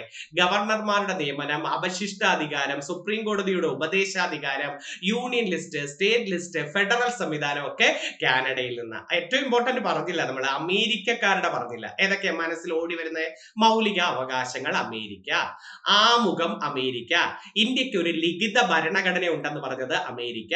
അപ്പം ലിഖിത ഭരണഘടന കടമെടുത്തത് അമേരിക്ക, മൗലിക അവകാശം കടമെടുത്തത് അമേരിക്ക, ആമുഖം കടമെടുത്തത് അമേരിക്ക, അമേരിക്ക. അതുപോലെ സുപ്രീം കോടതി കടമെടുത്തത് അമേരിക്കയിൽ നിന്നാണ്. സുപ്രീം കോടതി ജുഡീഷ്യൽ റിവ്യൂ, നിയമത്തിന് മുന്നിൽ തുല്യത, ഇതൊക്കെ കടമെടുത്തത് എവിടെ നിന്നാണ്? അമേരിക്കയിൽ നിന്നാണ് നിയമത്തിന് മുന്നിൽ തുല്യത കടമെടുത്തത്. ഓക്കെ. അതുപോലെ വൈസ് പ്രസിഡന്റ് സായുധ സേനയുടെ എല്ലാ തലവനാണെന്നും വൈസ് പ്രസിഡന്റ് എന്ന പേര്, പ്രസിഡന്റ് എന്നതിന്റെ ഇംപീച്ച്മെന്റ്, വൈസ് പ്രസിഡന്റ്, നിയമത്തിന് മുന്നിൽ തുല്യത, ഇതൊക്കെ വരുന്നത് അമേരിക്കയിൽ നിന്നാണ് കേട്ടോ. ഏറ്റവും കൂടുതൽ ചോദിക്കുന്നത് മൗലികാവകാശം, ആമുഖം, സുപ്രീം കോടതി, ഇതൊക്കെ കടമെടുത്തത് എവിടെയെന്ന് ചോദിച്ചാൽ അമേരിക്ക പറഞ്ഞു. അതൊന്ന് റിവിഷൻ. ആ കടമെടുത്തത് ചിലപ്പോൾ മാച്ച് ദ ഫോളോയിങ്ങിന് ചോദിക്കാൻ പറ്റിയ ഒരു ചോദ്യം. അടുത്ത ക്വസ്റ്റ്യനിലോട്ട് ഒത്തിരി സമയമായി അല്ലേ. ഗാന്ധിജിയുടെ ഇന്ത്യൻ രാഷ്ട്രീയത്തിലേക്കുള്ള കാൽവയ്പ് എന്നറിയപ്പെടുന്ന സത്യാഗ്രഹം ഏതാണ്?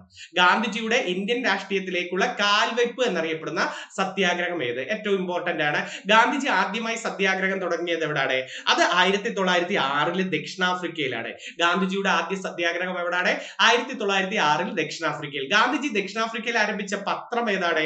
1904 ഇന്ത്യൻ ഒപ്പീനിയൻ അല്ലെ. ഗാന്ധിജി ദക്ഷിണാഫ്രിക്കയിൽ ആരംഭിച്ച പത്രം ഏതാണ്? Indian opinion. ഗാന്ധിജിയുടെ ആദ്യത്തെ കൃതി ഏതാ? 1909 പ്രസിദ്ധീകരിച്ച ഹിന്ദു സ്വരാജ്. ഗാന്ധിജിയുടെ ആദ്യത്തെ കൃതി ഏതാണ്? ഹിന്ദു സ്വരാജ്. ദക്ഷിണാഫ്രിക്കയിൽ ആരംഭിച്ച പത്രം ഏതാണ്? ആ പത്രം ഏതെന്ന് ചോദിച്ചാൽ നിങ്ങൾ പറയേണ്ടത് ഇന്ത്യൻ ഒപ്പീനിയൻ. ഗാന്ധിജിയുടെ ആദ്യത്തെ സത്യാഗ്രഹം എവിടെ? ദക്ഷിണാഫ്രിക്കയിൽ 1906. ഇനി ഗാന്ധിജി ഇന്ത്യയിലേക്ക് വരുമ്പം ഗാന്ധിജി ഇന്ത്യയിൽ ആദ്യമായി പൊതുവേദിയിൽ പ്രത്യക്ഷപ്പെട്ടത് എന്തിന്റെ ഉദ്ഘാടനത്തിനാണ്? പൊതുവേദിയിൽ ഗാന്ധിജി ഇന്ത്യയിൽ ആദ്യമായി പ്രത്യക്ഷപ്പെട്ടത് 1916 ബനാറസ് ഹിന്ദു യൂണിവേഴ്സിറ്റിയുടെ ഉദ്ഘാടനത്തിനാണ്. 1916 ബനാറസ് ഹിന്ദു യൂണിവേഴ്സിറ്റിയുടെ ഉദ്ഘാടനത്തിനാണ് വന്നത്. ആരാ ബനാറസ് ഹിന്ദു യൂണിവേഴ്സിറ്റി ഉദ്ഘാടനം ചെയ്തത്? മദൻ മോഹൻ മാളവ്യയാണ് ബനാറസ് ഹിന്ദു യൂണിവേഴ്സിറ്റി സ്ഥാപകൻ ആരെന്ന് വെച്ചിട്ടുണ്ട്. ഉദ്ഘാടന വേളയിൽ ഗാന്ധിജി വന്നു. 17 ഗാന്ധിജിയുടെ ആദ്യ സത്യാഗ്രഹമായ ചമ്പാരൻ ബീഹാറില്. 18 ഗാന്ധിജിയുടെ ആദ്യത്തെ നിരാഹാര സത്യാഗ്രഹം അഹമ്മദാബാദ് മിൽ പണിമുടക്ക്. ഗാന്ധിജിയുടെ ആദ്യത്തെ നിരാഹാര സത്യാഗ്രഹം 35% പ്ലേഗ് ബോണസുമായി ബന്ധപ്പെട്ടതാണ് അഹമ്മദാബാദ് മിൽ പണിമുടക്ക്. റൗലറ്റ് സത്യാഗ്രഹം അതാണ് ഗാന്ധിജി ഇന്ത്യൻ രാഷ്ട്രീയത്തിലേക്കുള്ള കാൽവയ്പ് എന്നറിയപ്പെടുന്നത് 1919 റൗലറ്റ് സത്യാഗ്രഹമാണ്. ഇനി നിസ്സഹകരണ സമരം കിടക്കുന്നുണ്ടോ? എന്താ നിസ്സഹകരണ സമരം? അതേതെന്ന് ചോദിച്ചാൽ ഗാന്ധിജിയുടെ ആദ്യത്തെ ബഹുജന പ്രക്ഷോഭം ഏത്? ഗാന്ധിജിയുടെ ആദ്യത്തെ ജനകീയ പ്രക്ഷോഭം ഏത്? ഗാന്ധിജിയുടെ ആദ്യത്തെ ബഹുജന പ്രക്ഷോഭം എന്നും ജനകീയ പ്രക്ഷോഭം എന്നൊക്കെ അറിയപ്പെടുന്നത് നിസ്സഹകരണ സമരമാണ്. ഗാന്ധിജി 3 ജനകീയ പ്രക്ഷോഭങ്ങളെ നടത്തിയിട്ടുള്ളത്. ഗാന്ധിജി 3 ജനകീയ പ്രക്ഷോഭങ്ങളെ നടത്തിയിട്ടുള്ളൂ. 20, 30, 42. 20 നിസ്സഹകരണ സമരം, 30 നിയമലംഘന സമരം, 42 ക്വിറ്റ് ഇന്ത്യ സമരം. 20 നിസ്സഹകരണ സമരം, 30 നിയമലംഘന സമരം, 42 ഏതാണ്? ക്വിറ്റ് ഇന്ത്യ സമരം. ഈ നിസ്സഹകരണ പ്രസ്ഥാനം നിർത്തിവെക്കാൻ കാരണം എന്താ? ഗാന്ധിജി ചോദിച്ചിട്ടുള്ള ക്വസ്റ്റ്യൻ. നമ്മുടെ ചൗരി ചൗരാ സംഭവത്തെ തുടർന്ന് നിസ്സഹകരണ പ്രസ്ഥാനം നിർത്തിവെച്ചു. ഇതിനെ ദേശീയ ദുരന്തം എന്ന് വിളിച്ചത് സുഭാഷ് ചന്ദ്രബോസ്. ചൗരി ചൗരാ സംഭവത്തെ തുടർന്ന് നിസ്സഹകരണ പ്രസ്ഥാനം നിർത്തിവെച്ചതിനെ ദേശീയ ദുരന്തം എന്ന് വിളിച്ചത് ആരാണ്? സുഭാഷ് ചന്ദ്രബോസ്. ഇനി നിസ്സഹകരണ പ്രസ്ഥാനത്തെ ഹിമാലയ മണ്ടത്തരം എന്ന് വിളിച്ചത് ഗാന്ധിജി തന്നെയാണ്. നിസ്സഹകരണ പ്രസ്ഥാനം ആരംഭിച്ചതിനെ ഹിമാലയ മണ്ടത്തരം എന്ന് വിളിച്ചത് ആരാണ്? ഗാന്ധിജി. അപ്പൊ ഗാന്ധിജിയുടെ ആദ്യത്തെ ജനകീയ സമരം ഏതാണ്? നിസ്സഹകരണ പ്രസ്ഥാനം. 1920 നാഗ്പൂർ സമ്മേളനത്തിൽ വെച്ചാണ് ഇത് നടത്താൻ തീരുമാനിക്കുന്നത്. ഓക്കെ. ഇനി ഗാന്ധിജി 1918 നടത്തിയ ഒരു സത്യാഗ്രഹം ഉണ്ട്, കേദാ സത്യാഗ്രഹം. 18 കേദാ സത്യാഗ്രഹവും ഗാന്ധിജിയുടെ. അന്ന് നമ്മുടെ സർദാർ വല്ലഭായ് പട്ടേൽ സഹായിയായിട്ടുണ്ടായിരുന്നു. കേദാ സത്യാഗ്രഹത്തിൽ സഹായി 18 പക്ഷെ സർദാർ പട്ടേലിന്റെ സത്യാഗ്രഹം ഏതെന്ന് ചോദിച്ചാൽ 28 ബർദോളി സത്യാഗ്രഹം പറയണം കേട്ടോ. 28 ബർദോളി സത്യാഗ്രഹമാണ് സർദാർ പട്ടേലിന്റെ പ്രധാന സത്യാഗ്രഹം ഏതെന്ന് ചോദിച്ചിട്ടുണ്ട്. അതുപോലെ പരീക്ഷയ്ക്ക് ചോദിക്കാം, 28 നെഹ്റു റിപ്പോർട്ട്. അന്ന് നെഹ്റു റിപ്പോർട്ട് ഏത് വർഷം എന്ന് ചോദിച്ചാലും 1928 മോത്തിലാൽ നെഹ്റു ആണ്. ജനങ്ങളുടെ ആദ്യത്തെ അവകാശ പത്രിക എന്നറിയപ്പെടുന്നത് നെഹ്റു റിപ്പോർട്ടാണ്. ജനങ്ങളുടെ ആദ്യത്തെ ഇന്ത്യയിലെ അവകാശ പത്രിക എന്നറിയപ്പെടുന്നത് 28 നെഹ്റു റിപ്പോർട്ടാണ്. 29 പൂർണ്ണ സ്വരാജ് പ്രമേയം, അത് ജവഹർലാൽ നെഹ്റു ലാഹോർ കോൺഗ്രസ് സമ്മേളനമാണ്. പൂർണ്ണ സ്വരാജ് പ്രമേയം 29 ലാഹോർ സമ്മേളനം ജവഹർലാൽ നെഹ്റു. 23 സ്വരാജ് പാർട്ടി രൂപീകരിച്ചത് ആരൊക്കെ ചേർന്ന സ്വരാജ് പാർട്ടി രൂപീകരിച്ചത്? CR ദാസും മോത്തിലാൽ നെഹ്റുവും ചേർന്ന് 1923 എന്തുകൊണ്ട് വന്നു? സ്വരാജ് പാർട്ടി രൂപീകരിച്ചു. ഗദ്ദാർ പാർട്ടി ആരുടെയാ? ഗദ്ദാർ പാർട്ടി ലാലാ ഹർദയാൽ. അഭിനവ ഭാരത് ആരുടെയാ? അഭിനവ ഭാരത് VD സവർക്കർ. അനുശീലൻ സമിതി ആരുടെയാ? അനുശീലൻ സമിതി യരീന്ദ്രകുമാർ ഘോഷ്. അനുശീലൻ സമിതി ആരുടെയാ? Barindrakumar Ghosh. Indian socialist republican association ആരുടെയാ? Indian socialist republican association Chandrashekhar Azad. Chandrashekhar Azad. അതൊന്ന് പഠിച്ചു വെച്ചിരിക്കണേ. അപ്പം Indian socialist republican association Chandrashekhar Azad. Indian republican army എന്ന് ചോദിച്ചാൽ സൂര്യസെൻ പറഞ്ഞാൽ മതി. Indian republican army Suryasen. Forward bloc ആരുടെയാ? Subhash Chandrabose. Forward bloc Subhash Chandrabose. Indian independence league ആരുടെയാ? Indian independence league Rash Behari Bose. Indian independence league Rash Behari Bose. Home rule league ആരുടെയാ? ഹോം റൂൾ ലീഗ് അത് ആനി ബസന്റ് അടയാറിലും ബാലഗംഗാധര തിലകൻ പൂനെയിലും കൊണ്ടുവന്നതാണ് ഹോം റൂൾ ലീഗ്. ആരുടേത് ചോദിച്ചാൽ ആനി ബസന്റും ബാലഗംഗാധര തിലകനും. Servants of India society Gopalakrishna Gokhale. Servants of India society Gopalakrishna Gokhale. Hitakarini Samajam Veeresalingam. തെറ്റിപ്പോരുതേ. ഹിതകാരിണി സമാജം വീരേശലിംഗം. സ്വാഭിമാന പ്രസ്ഥാനം self respect movement EV. Ramaswamy Naicker. സ്വാഭിമാന പ്രസ്ഥാനം ആരുടെയാണ്? Self respect movement EV. Ramaswamy Naicker. അതുപോലെ പരീക്ഷയ്ക്ക് ചോദിക്കാം പ്രാർത്ഥനാ സമാജം ആത്മാറാം പാണ്ഡുരംഗ്. അപ്പൊ പ്രാർത്ഥനാ സമാജം ആത്മാറാം പാണ്ഡുരംഗ്. സത്യശോധക സമാജ് ജ്യോതിറാവു ഫുലെ. സത്യശോധക സമാജ് ജ്യോതിറാവു ഫുലെ. അതുപോലെ പൂന സാർവജനിക് സഭ എം.ജി. റാനഡെ. പൂന സാർവജനിക് സഭ എം.ജി. റാനഡെ. ആര്യ സമാജവും ശുദ്ധി പ്രസ്ഥാനവും സ്വാമി ദയാനന്ദ സരസ്വതി. ആര്യ സമാജവും ശുദ്ധി പ്രസ്ഥാനവും സ്വാമി ദയാനന്ദ സരസ്വതി. അതുപോലെ ഏറ്റവും ഇമ്പോർട്ടന്റ് ആയിട്ടുള്ള ഒരെണ്ണമാണ് നമ്മുടെ അലിഗഡ് പ്രസ്ഥാനം സർ സയ്യദ് അഹമ്മദ് ഖാൻ. അലിഗഡ് പ്രസ്ഥാനം sir Syed Ahmed Khan. Ramakrishna mission. Ramakrishna mission Swami വിവേകാനന്ദൻ. രാമകൃഷ്ണ മിഷൻ സ്വാമി വിവേകാനന്ദൻ. ആത്മീയ സഭയും ബ്രഹ്മസമാജവും സ്വാമി രാജാറാം മോഹൻ റോയ്. ആത്മീയ സഭയും ബ്രഹ്മസമാജവും രാജാറാം മോഹൻ റോയ്. ആ സംഘടനകൾ ഒന്ന് പഠിച്ചു വെച്ചിരിക്കണേ. രാജാറാം മോഹൻ റോയുടെ പ്രധാന കൃതിയാണ് തുഫത്തുൽ മുവാഹുദ്ദീനും ഗിഫ്റ്റ് ടു മോണോതെയിസം. ഏകദൈവ വിശ്വാസികൾക്ക് ഒരു സമ്മാനം എന്ന് പറയുന്നത്. അത് സർവേ ഓഫ് ഇന്ത്യയുടെ ആസ്ഥാനം എവിടെയാണെന്ന്? സർവേ ഓഫ് ഇന്ത്യയുടെ ആസ്ഥാനം ഡെറാഡൂൺ ആണ്. സർവേ ഓഫ് ഇന്ത്യയുടെ ആസ്ഥാനം എവിടെയാണ്? ഉത്തരാഖണ്ഡിന്റെ തലസ്ഥാനമായ ഡെറാഡൂൺ ആണ്. നാഷണൽ ഇൻസ്റ്റിറ്റ്യൂട്ട് ഓഫ് റിമോട്ട് സെൻസിംഗിന്റെ ആസ്ഥാനം ഡെറാഡൂൺ അല്ലേ? നാഷണൽ ഇൻസ്റ്റിറ്റ്യൂട്ട് ഓഫ് റിമോട്ട് സെൻസിംഗിന്റെ ആസ്ഥാനം എവിടെയാണ്? ഡെറാഡൂൺ ആണ്. അപ്പൊ സർവേ ഓഫ് ഇന്ത്യയുടെ ആസ്ഥാനം എവിടെയാണ്? ഡെറാഡൂൺ ആണ് അല്ലെ? ഉത്തരാഖണ്ഡിന്റെ തലസ്ഥാനമാണ് ഡെറാഡൂൺ അല്ലെ? ഉത്തരാഖണ്ഡിലല്ലേ ഇവിടെ ഇന്ത്യയിലെ ആദ്യത്തെ ദേശീയ പാർക്ക്?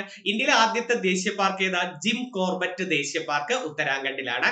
ഇന്ത്യയിലെ ആദ്യത്തെ ദേശീയ പാർക്ക് ജിം കോർബറ്റ് ദേശീയ പാർക്ക്. ഇതിലൂടെ ഒഴുകുന്ന നദിയാണ് രാംഗംഗ. ജിം കോർബറ്റ് ദേശീയ പാർക്കിലൂടെ ഒഴുകുന്ന നദി ഏതാണ്? രാംഗംഗ. ഹെയ്ലി നാഷണൽ പാർക്ക് എന്നൊരു അപരനാമവും കൂടെ ഉണ്ട് കേട്ടോ. ഇന്ത്യയിലെ ഏറ്റവും വലിയ ദേശീയ പാർക്ക് ഹെമിസ് ദേശീയ പാർക്ക് ലഡാക്ക് ആണ്. ഇന്ത്യയിലെ ഏറ്റവും വലിയ ദേശീയ പാർക്ക് ഏതാണ്? ഹെമിസ് ദേശീയ പാർക്ക് ലഡാക്ക് ആണ് അല്ലെ? ഇന്ത്യയിലെ ഏറ്റവും ഉയരത്തിൽ സ്ഥിതി ചെയ്യുന്ന പട്ടണം ലഡാക്കിലെ ലേ പട്ടണമാണ്. ഇന്ത്യയിലെ ഏറ്റവും ഉയരത്തിൽ സ്ഥിതി ചെയ്യുന്ന പട്ടണം ഏതാണ്? ലഡാക്കിലെ ലേ പട്ടണമാണ്. ലഡാക്കിലെ ലേയിലൂടെ ഒഴുകുന്ന നദി സിന്ധു നദിയാണ്. സിന്ധു ഒഴുകുന്ന ഇന്ത്യയിലെ ഏക പ്രദേശം ലഡാക്കിലെ ലേ ആണ്. സിന്ധുവിന്റെ ഏറ്റവും വലിയ പോഷക നദി ചിനാബും ഏറ്റവും ചെറിയ പോഷക നദി ബിയാസുമാണ്. സിന്ധുവിന്റെ ഏറ്റവും ചെറിയ പോഷക നദി ഏതാണ്? ബിയാസ്. ഫക്രാനങ്കൽ അണക്കെട്ട് സത്ലജ് നദിയിലാണ്. ഫക്രാനങ്കൽ അണക്കെട്ട് സത്ലജ് നദിയിൽ. ഹിരാക്കുഡ് അണക്കെട്ട് മഹാനദിയിലാണ്.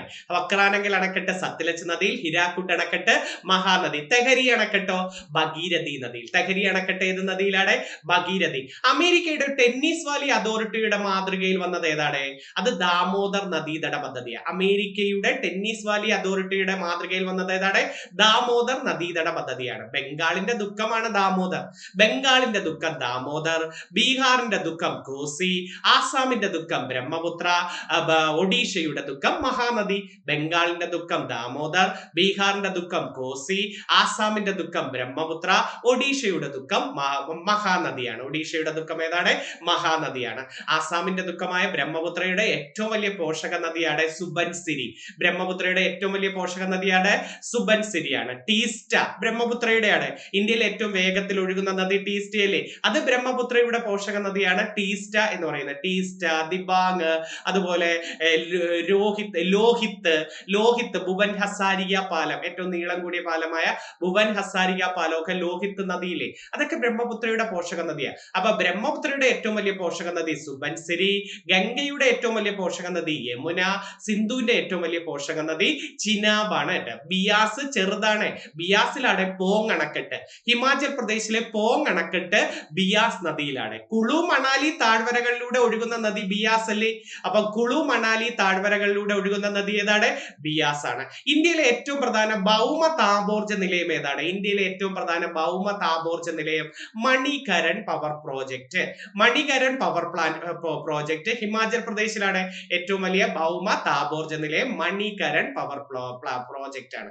അതുപോലെ ചോദിക്കാൻ പറ്റിയ ഒരു ക്വസ്റ്റ്യൻ ആണ്, ഈ ഇന്ത്യയിലെ ഒഴുകുന്ന ഒരു ദേശീയ പാർക്ക് ഉണ്ട്, ഏതാണെന്നറിയാമോ? ഇന്ത്യയിലെ ഒരു ഒഴുകുന്ന ദേശീയ പാർക്ക് കെയ്ബിൾ ലഞ്ചാവോ. മണിപ്പൂരിലെ ദേശീയ പാർക്കാണ് കെയ്ബിൾ ലഞ്ചാവോ. ലോക്താക് തടാകത്തിനകത്താണ്. ലോക്താക് തടാകത്തിനകത്താണ് കെയ്ബിൾ ലഞ്ചാവോ. ലോക്താക് തടാകത്തിന് ഒരു ചോദ്യമുണ്ട്, വടക്ക് കിഴക്കൻ ഇന്ത്യയിലെ ഏറ്റവും വലിയ ശുദ്ധജല തടാകം ഏതെന്ന് ചോദിക്കും. വടക്ക് കിഴക്കൻ ഇന്ത്യയിലെ ഏറ്റവും വലിയ ശുദ്ധജല തടാകം ഏതാണ്? ലോക്താക് തടാകം. അതിലൂടെ ഒഴുകുന്ന ദേശീയ പാർക്കാണ് കെയ്ബിൾ ലഞ്ചാവോ. ഏറ്റവും വലിയ തടാകം ഏതാ ഇന്ത്യയിലെ? ഇന്ത്യയിലെ ഏറ്റവും വലിയ കായൽ ചിൽക്ക തടാകമാണ്. ഇന്ത്യയിലെ ഏറ്റവും വലിയ കായൽ ഏതാണ്? ചിൽക്ക തടാകം. ഇന്ത്യയിലെ ഏറ്റവും നീളം കൂടിയ കായൽ വേമ്പനാട്ട് കായലാണ് കേട്ടോ. ഇന്ത്യയിലെ ഏറ്റവും വലിയ കായൽ ചോദിച്ചാൽ ചിൽക്ക തടാകം ഒഡീഷ. ഇന്ത്യയിലെ ഏറ്റവും നീളം കൂടിയ കായൽ വേമ്പനാട്ട് കായൽ. ഇന്ത്യയിലെ ഏറ്റവും വലിയ ശുദ്ധജല തടാകം ഊളാർ തടാകം, ജമ്മു കാശ്മീർ. ഏറ്റവും വലിയ ശുദ്ധജല തടാകം ഊളാർ, ജമ്മു കാശ്മീർ. രണ്ടാമത്തെ ശുദ്ധജല തടാകമാണ് കൊല്ലേരു, ആന്ധ്രാപ്രദേശ് കേട്ടോ. കൊല്ലേരു, ആന്ധ്രാപ്രദേശ്. ഹണിമൂൺ ദ്വീപ്, ബ്രേക്ക്ഫാസ്റ്റ് ദ്വീപൊക്കെ ചിൽക്ക തടാകത്തിലാണ്. ഹണിമൂൺ ദ്വീപും ബ്രേക്ക്ഫാസ്റ്റ് ദ്വീപൊക്കെ എവിടെയാണ്? ചിൽക്ക തടാകത്തിൽ. രേണുക തടാകം എവിടെയെന്ന് ചോദിച്ചിട്ടുണ്ട്, അതും ഹിമാചൽ പ്രദേശിലാണ്. രേണുക തടാകം എവിടെയാണ്? ഹിമാചൽ. അപ്പൊ ഇന്ത്യയിലെ ഏറ്റവും പ്രധാന ഭൗമ താപോർജ നിലയം ഏതാണ്? മണികരൺ പവർ പ്ലാന്റ്. എവിടെയാണ്? അത് ഹിമാചൽ പ്രദേശിലാണ്. കുക്കീസ് കലാപം നടന്നത് എവിടെയാണ്? കുക്കീസ് കലാപം അത് നടന്നത് എവിടെയെന്ന് ചോദിച്ചാൽ മണിപ്പൂരാണ് കുക്കീസ് കലാപം നടന്നത്. അതുപോലെ ഈ ഏറ്റവും കൂടുതൽ മഴ പെയ്യുന്ന മൗസിൻഡ്രം, അതുപോലെ ചിറാപുഞ്ചി, ഇതൊക്കെ ഏത് മലനിരകളിലാന്ന് ചോദിച്ചിട്ടുണ്ട്. മൗസിൻഡ്രം, ചിറാപുഞ്ചി ഒക്കെ കാസി മലനിരകളിലാണ് കേട്ടോ. കാസി മലനിരകൾ. കാസി, ഗാരോ, ജയന്തിയ കുന്നുകളൊക്കെ മേഘാലയാണ്. മൗസിൻഡ്രം കാസിയിലാണ്. മൗസിൻഡ്രം എവിടെയാണ്? കാസിയിൽ. അപ്പൊ കാസി, ഗാരോ, ജയന്തിയ കുന്നുകളൊക്കെ എവിടെയാണ്? അത് മേഘാലയയിലാണ്. ലുഷായി കുന്നുകൾ മിസോറാമിലാണ്. ലുഷായി കുന്നുകൾ എവിടെയാണ്? മിസോറാം. ഇന്ത്യയിലെ ആദ്യത്തെ ബയോസ്ഫിയർ റിസർവ് ഏതാണ്? ഇന്ത്യയിലെ ആദ്യത്തെ ബയോസ്ഫിയർ റിസർവ് നീലഗിരിയാണ്. ഇന്ത്യയിലെ ആദ്യത്തെ ബയോസ്ഫിയർ റിസർവ് ഏതാണ്? നീലഗിരി. 1986 പശ്ചിമഘട്ടവും പൂർവ്വഘട്ടവും സന്ധിക്കുന്നത് എവിടെ വെച്ചാ? നീലഗിരിയിൽ വെച്ചാ. പശ്ചിമഘട്ടവും പൂർവ്വഘട്ടവും സന്ധിക്കുന്നത് നീലഗിരിയിലാണ്. നീലഗിരിയിലെ ഏറ്റവും വലിയ കൊടുമുടിയാണ് ദോഡാബേട്ട. നീലഗിരിയിലെ ഏറ്റവും വലിയ കൊടുമുടി ഏതാണ്? ദോഡാബേട്ട. പശ്ചിമഘട്ടത്തിലെ ഏറ്റവും വലിയ കൊടുമുടി ആനമുടി. നീലഗിരിയിലെ ഏറ്റവും വലിയ കൊടുമുടി ദോഡാബേട്ട. പൂർവ്വഘട്ടത്തിലെ ഏറ്റവും വലിയ കൊടുമുടി ജിന്ദാഗാഡ. പൂർവ്വഘട്ടത്തിലെ ഏറ്റവും ഉയരം കൂടിയ കൊടുമുടി ഏതാണ്? ജിന്ദാഗാഡ. അപ്പൊ പശ്ചിമഘട്ടവും പൂർവ്വഘട്ടവും സന്ധിക്കുന്നത് എവിടെ വെച്ച്? നീലഗിരിയിൽ വെച്ച്. ഇന്ത്യയിലെ ആദ്യത്തെ ബയോസ്ഫിയർ റിസർവ് ഏതാ? നീലഗിരിയാണ്. ഇന്ത്യയിലെ ഏറ്റവും വലിയ ബയോസ്ഫിയർ റിസർവ് ഗുജറാത്തിലെ ഗ്യാൻ ഭാരതിയാണ്. വലുത് ഗുജറാത്തിലെ ഗ്യാൻ ഭാരതിയാണ്. ഓർത്തു വെക്കണേ. അപ്പൊ സർവേ ഓഫ് ഇന്ത്യയുടെ ആസ്ഥാനം എവിടെയാണ്? ഗുജറാത്തിലാണ്. താഴെ പറയുന്ന ദിനങ്ങൾ പരിശോധിച്ച് തെറ്റായ ജോഡി ഏതെന്ന്. മാർച്ച് 22 ജലദിനം ശരിയാണ്. ഭൗമദിനം തെറ്റിപ്പോയുടെ. ഏപ്രിൽ 22 ആണ്. ഏപ്രിൽ 22 ഭൗമദിനം. ഏപ്രിൽ 23 പുസ്തക ദിനം. ഏപ്രിൽ 24 പഞ്ചായത്ത് രാജ് ദിനം. ഏപ്രിൽ 25 മലേറിയ ദിനം. അപ്പൊ ഏപ്രിൽ 21 തൊട്ട് 25 വരെ ഉണ്ട്. ഏപ്രിൽ 21 സിവിൽ സർവീസ് ദിനം. ഏപ്രിൽ 22 ഭൗമദിനം. ഏപ്രിൽ 23 പുസ്തക ദിനം. ഏപ്രിൽ 24 പഞ്ചായത്ത് രാജ് ദിനം. ഏപ്രിൽ 25 മലേറിയ ദിനം. ഓസോൺ ദിനം ശരിയാണ്. സെപ്റ്റംബർ 16 ഓസോൺ ദിനമാണ്. സെപ്റ്റംബർ 16. സെപ്റ്റംബർ 15 എഞ്ചിനീയേഴ്സ് ദിനമാണ്. സെപ്റ്റംബർ 15 എഞ്ചിനീയേഴ്സ് ദിനം. ഭക്ഷ്യ ദിനവും ശരിയാണ്. ഒക്ടോബർ 16 ഭക്ഷ്യദിനം. ഒക്ടോബർ 16 ശരിയാണ്. അപ്പൊ എഞ്ചിനീയേഴ്സ് ദിനം എന്നാണ്? സെപ്റ്റംബർ 15. ആരുടെ ജന്മദിനമാണ് എഞ്ചിനീയേഴ്സ് ദിനം? നമ്മുടെ ഇന്ത്യൻ എഞ്ചിനീയറിംഗിന്റെ പിതാവായ വിശ്വേശ്വരയ്യയുടെ പിതാവ് അല്ലെ. ഇന്ത്യൻ എഞ്ചിനീയറിംഗിന്റെ പിതാവ്, ഇന്ത്യൻ ആസൂത്രണത്തിന്റെ പിതാവ്, ഇന്ത്യൻ ആസൂത്രണത്തിന്റെ പിതാവ്, ഇന്ത്യൻ എഞ്ചിനീയറിംഗിന്റെ പിതാവെന്നോ പ്ലാൻഡ് ഇക്കോണമി ഫോർ ഇന്ത്യ അദ്ദേഹത്തിന്റെ കൃതിയല്ലേ. പ്ലാൻഡ് ഇക്കോണമി ഫോർ ഇന്ത്യ അദ്ദേഹത്തിന്റെ കൃതിയാണ്. ആധുനിക മൈസൂരിന്റെ ശില്പി വിശ്വേശ്വരയ്യയാണ്. ആധുനിക മൈസൂരിന്റെ ശില്പി ആരാണ്? വിശ്വേശ്വരയ്യയാണ്. പ്ലാൻഡ് ഇക്കോണമി ഫോർ ഇന്ത്യ അദ്ദേഹത്തിന്റെയാണ്. അതുപോലെ ദക്ഷിണേന്ത്യയിലെ ആദ്യത്തെ ഇരുമ്പുരുക്ക് നിർമ്മാണശാല Visvesvaraya iron and steel company എന്നല്ലേ പറയുന്നത്. അത് കർണാടകയിലെ ഭദ്രാവതിയിൽ ദക്ഷിണേന്ത്യയിലെ ആദ്യത്തെ ഇരുമ്പുരുക്ക് നിർമ്മാണശാല Visvesvaraya iron and steel company എന്നാണ് പറയുന്നത്. അതൊന്ന് ഓർത്ത് വെച്ചിരിക്കണം. അപ്പൊ ഭക്ഷ്യദിനം ഒക്ടോബർ 16, ഓസോൺ ദിനം സെപ്റ്റംബർ 16. ഓസോൺ ഏത് അന്തരീക്ഷ പാളിയിലാണ്? ഓസോൺ നമ്മുടെ സ്ട്രാറ്റോസ്ഫിയറിലാണ്. ഓസോൺ ഏതാണ്? ഹരിതഗൃഹ പ്രഭാവോടെ അത് ട്രോപ്പോസ്ഫിയറിലാണ്. ഹരിതഗൃഹ പ്രഭാവം ട്രോപ്പോസ്ഫിയറിലും ജെറ്റ് പ്രഭാവവും ട്രോപ്പോപാസിലാണ്. പക്ഷെ ജെറ്റ് വിമാനങ്ങളും ഓസോൺ പാളിയൊക്കെ സ്ട്രാറ്റോസ്ഫിയറിൽ പോകണം കേട്ടോ. ഉൽക്കാവർഷ പ്രദേശം മിസോസ്ഫിയർ ആണ്. ഉൽക്കാവർഷ പ്രദേശം ഏതാണ്? മിസോസ്ഫിയർ. അതുപോലെ റേഡിയോ തരംഗങ്ങളൊക്കെ കടന്നു പോകുന്നത് അയണോസ്ഫിയർ ആണ്. അയണോസ്ഫിയർ ആണ്. അപ്പൊ ജലദിനം എന്നാണ് മാർച്ച് 21. അവിടെ അടുപ്പിച്ച് പഠിച്ചിട്ടുണ്ട്. മാർച്ച് 21 വനദിനം, മാർച്ച് 22 ജലദിനം, മാർച്ച് 23 കാലാവസ്ഥാ ദിനം, മാർച്ച് 24 ക്ഷയരോഗ നിവാരണ ദിനം, മാർച്ച് 24 ക്ഷയരോഗ നിവാരണ ദിനം. ജനുവരി 30 കുഷ്ഠരോഗ നിവാരണ ദിനം. ജനുവരി 30 കുഷ്ഠരോഗവും മാർച്ച് 24 ക്ഷയരോഗ നിവാരണ ദിനവും അല്ലെ. ക്യാൻസർ ദിനം എന്ന ക്യാൻസർ ദിനം ഫെബ്രുവരി 4 ക്യാൻസർ ദിനം എന്നാണ് ഫെബ്രുവരി 4. ഫെബ്രുവരി 2 തണ്ണീർത്തട ദിനം. ഫെബ്രുവരി 2 ഏതാണ്? തണ്ണീർത്തട ദിനം. ഫെബ്രുവരി 9 സെൻസസ് ദിനം. ഫെബ്രുവരി 9 ഏതാണ്? സെൻസസ് ദിനം. ഫെബ്രുവരി 21 മാതൃഭാഷാ ദിനമാണ്. ഫെബ്രുവരി 21 മാതൃഭാഷാ ദിനം. ഫെബ്രുവരി 22 ശാസ്ത്ര ദിനമാണ്. ഫെബ്രുവരി 28 ഫെബ്രുവരി 28 ഇന്ത്യൻ ശാസ്ത്ര ദിനമാണ്. വനിതാ ദിനം എന്ന മാർച്ച് 8. വനിതാ ദിനം എന്നാണ് മാർച്ച് 8. ലോകാരോഗ്യ ദിനം എന്ന ഏപ്രിൽ 7. ലോകാരോഗ്യ ദിനം എന്നാണ് ഏപ്രിൽ 7. ഈ ഹീമോഫീലിയ ദിനം ഏപ്രിൽ 17. ഏപ്രിൽ 17 ഹീമോഫീലിയ ദിനം എന്നു വെച്ചാൽ ഏപ്രിൽ 17. പുസ്തക ദിനം എന്നാണ് ഏപ്രിൽ 23 പുസ്തക ദിനം. ഇനിയും കുറേ ക്വസ്റ്റ്യൻ ഉണ്ട്. സമയം ഒത്തിരി ആയോ എന്നൊരു ഡൗട്ട് ഉണ്ട് അല്ലെ. ഡൗട്ട് ഉണ്ട്. ഇതും കൂടെ നോക്കിയിട്ട് നമുക്ക് അടുത്ത ക്ലാസ്സിൽ ബാക്കി എക്സ്പ്ലെയിൻ ചെയ്യാം. ഞാൻ ഒത്തിരി ക്വസ്റ്റ്യൻ എഴുതി വെച്ചിട്ടുണ്ട്. എന്നാലും നിങ്ങൾക്ക് 1 മണിക്കൂറൊക്കെ ആയ ഒത്തിരി ബോറാണ്. അല്ലെങ്കിൽ തന്നെ നിങ്ങൾക്ക് അത്രയും പഠിച്ചെടുക്കാനും അത്രയും സമയം നിങ്ങൾ ഇരുന്ന് മെനക്കെടത്തില്ലെന്ന് പറയാം. നോക്കെ താഴെ പറയുന്നത് ഹരിതഗൃഹ വാതകങ്ങളിൽ ഉൾപ്പെടാത്തത് ഏതെന്ന്. ഹരിതഗൃഹ വാതകങ്ങൾ ഏതൊക്കെയാണ്? Carbon dioxide, methane, nitrous oxide, ozone അല്ലെ, ക്ലോറോ ഫ്ലൂറോ കാർബൺ എന്നൊക്കെ. കാർബൺ ഡൈ ഓക്സൈഡ് CO2 ശരിയാണ്. മീഥേൻ കണ്ടോ CH4. ചിലവർക്ക് ഈ മീഥേൻ എന്ന് പറയും. CH4 എന്ന് പഠിക്കത്തില്ല. അത് HNO3 ആണോടെ. HNO3 തെറ്റാ. നൈട്രിക് ആസിഡ് എന്നല്ലേ പറയുന്നത്. N2O അല്ലേ നൈട്രസ് ഓക്സൈഡ്. അപ്പൊ നൈട്രസ് ഓക്സൈഡ് ഇതാണ് വേണ്ടത് കേട്ടോ. ഹരിതഗൃഹ വാതകങ്ങൾ carbon dioxide, methane, nitrous oxide. അത് N2O ആണ് വേണ്ടത്. HNO3 നൈട്രിക് ആസിഡ് ആയിപ്പോയി. വായുവിൽ പുകയുന്ന ആസിഡ്, അക്വാഫോർട്ടിസ് എന്നൊക്കെ വിളിക്കുന്ന നൈട്രിക് ആസിഡ്. O3 വേണം. ഓസോൺ ഉണ്ട് കേട്ടോ. ഹരിതഗൃഹ വാതകങ്ങൾ ഏറ്റവും കൂടുതൽ ഏതാ? Carbon dioxide. ഹരിതഗൃഹ വാതകങ്ങളുമായി ബന്ധപ്പെട്ട ഉടമ്പടിയുടെ പേര് ക്യോട്ടോ പ്രോട്ടോകോൾ ആണ്. ഹരിതഗൃഹ വാതകങ്ങളുമായി ബന്ധപ്പെട്ട ഉടമ്പടി ഏതാണ്? Kyoto protocol. ജപ്പാനിലെ ഒരു സ്ഥലമാണ് ക്യോട്ടോ പ്രോട്ടോകോൾ. ഹരിതഗൃഹ പ്രഭാവം അനുഭവപ്പെടുന്ന അന്തരീക്ഷപാളി ട്രോപ്പോസ്ഫിയർ ആണ്. ട്രോപ്പോസ്ഫിയർ ആണ് ഹരിതഗൃഹ പ്രഭാവം അനുഭവപ്പെടുന്ന അന്തരീക്ഷപാളി. ആഗോളതാപനത്തിന് പ്രധാന കാരണം ഹരിതഗൃഹ വാതകങ്ങളാണ്. അപ്പൊ കാർബൺ ഡൈ ഓക്സൈഡ് ആണ് ഹരിതഗൃഹ വാതകങ്ങളുമായി ബന്ധപ്പെടുന്നത്. അടുത്തത് കേരളത്തിലെ പ്രക്ഷോഭങ്ങളുമായിട്ടാണ്.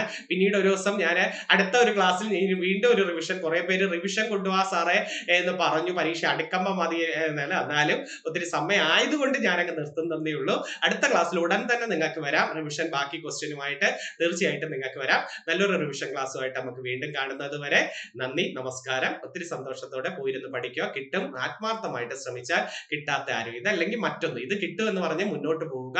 ഇതിനു വേണ്ടി ടോപ്പിക് അനുസരിച്ച് നല്ല റിവിഷൻ നടത്തുക. പഠിക്കുക, റിവിഷൻ നടത്തുക, മോക്ക് ടെസ്റ്റുകൾ ചെയ്തു നോക്കുക. കറണ്ട് അഫേഴ്സ് അപ്ഡേറ്റ് ആയിട്ട് പഠിച്ചോണേ. കുറച്ച് കറണ്ട് അഫേഴ്സും കൂടെ ഞാൻ പറഞ്ഞു തരാം അടുത്ത ക്ലാസ്സുകളിൽ. ഓക്കെ, നല്ലൊരു ക്ലാസ്സുമായിട്ട് വീണ്ടും നമുക്ക് കാണാം.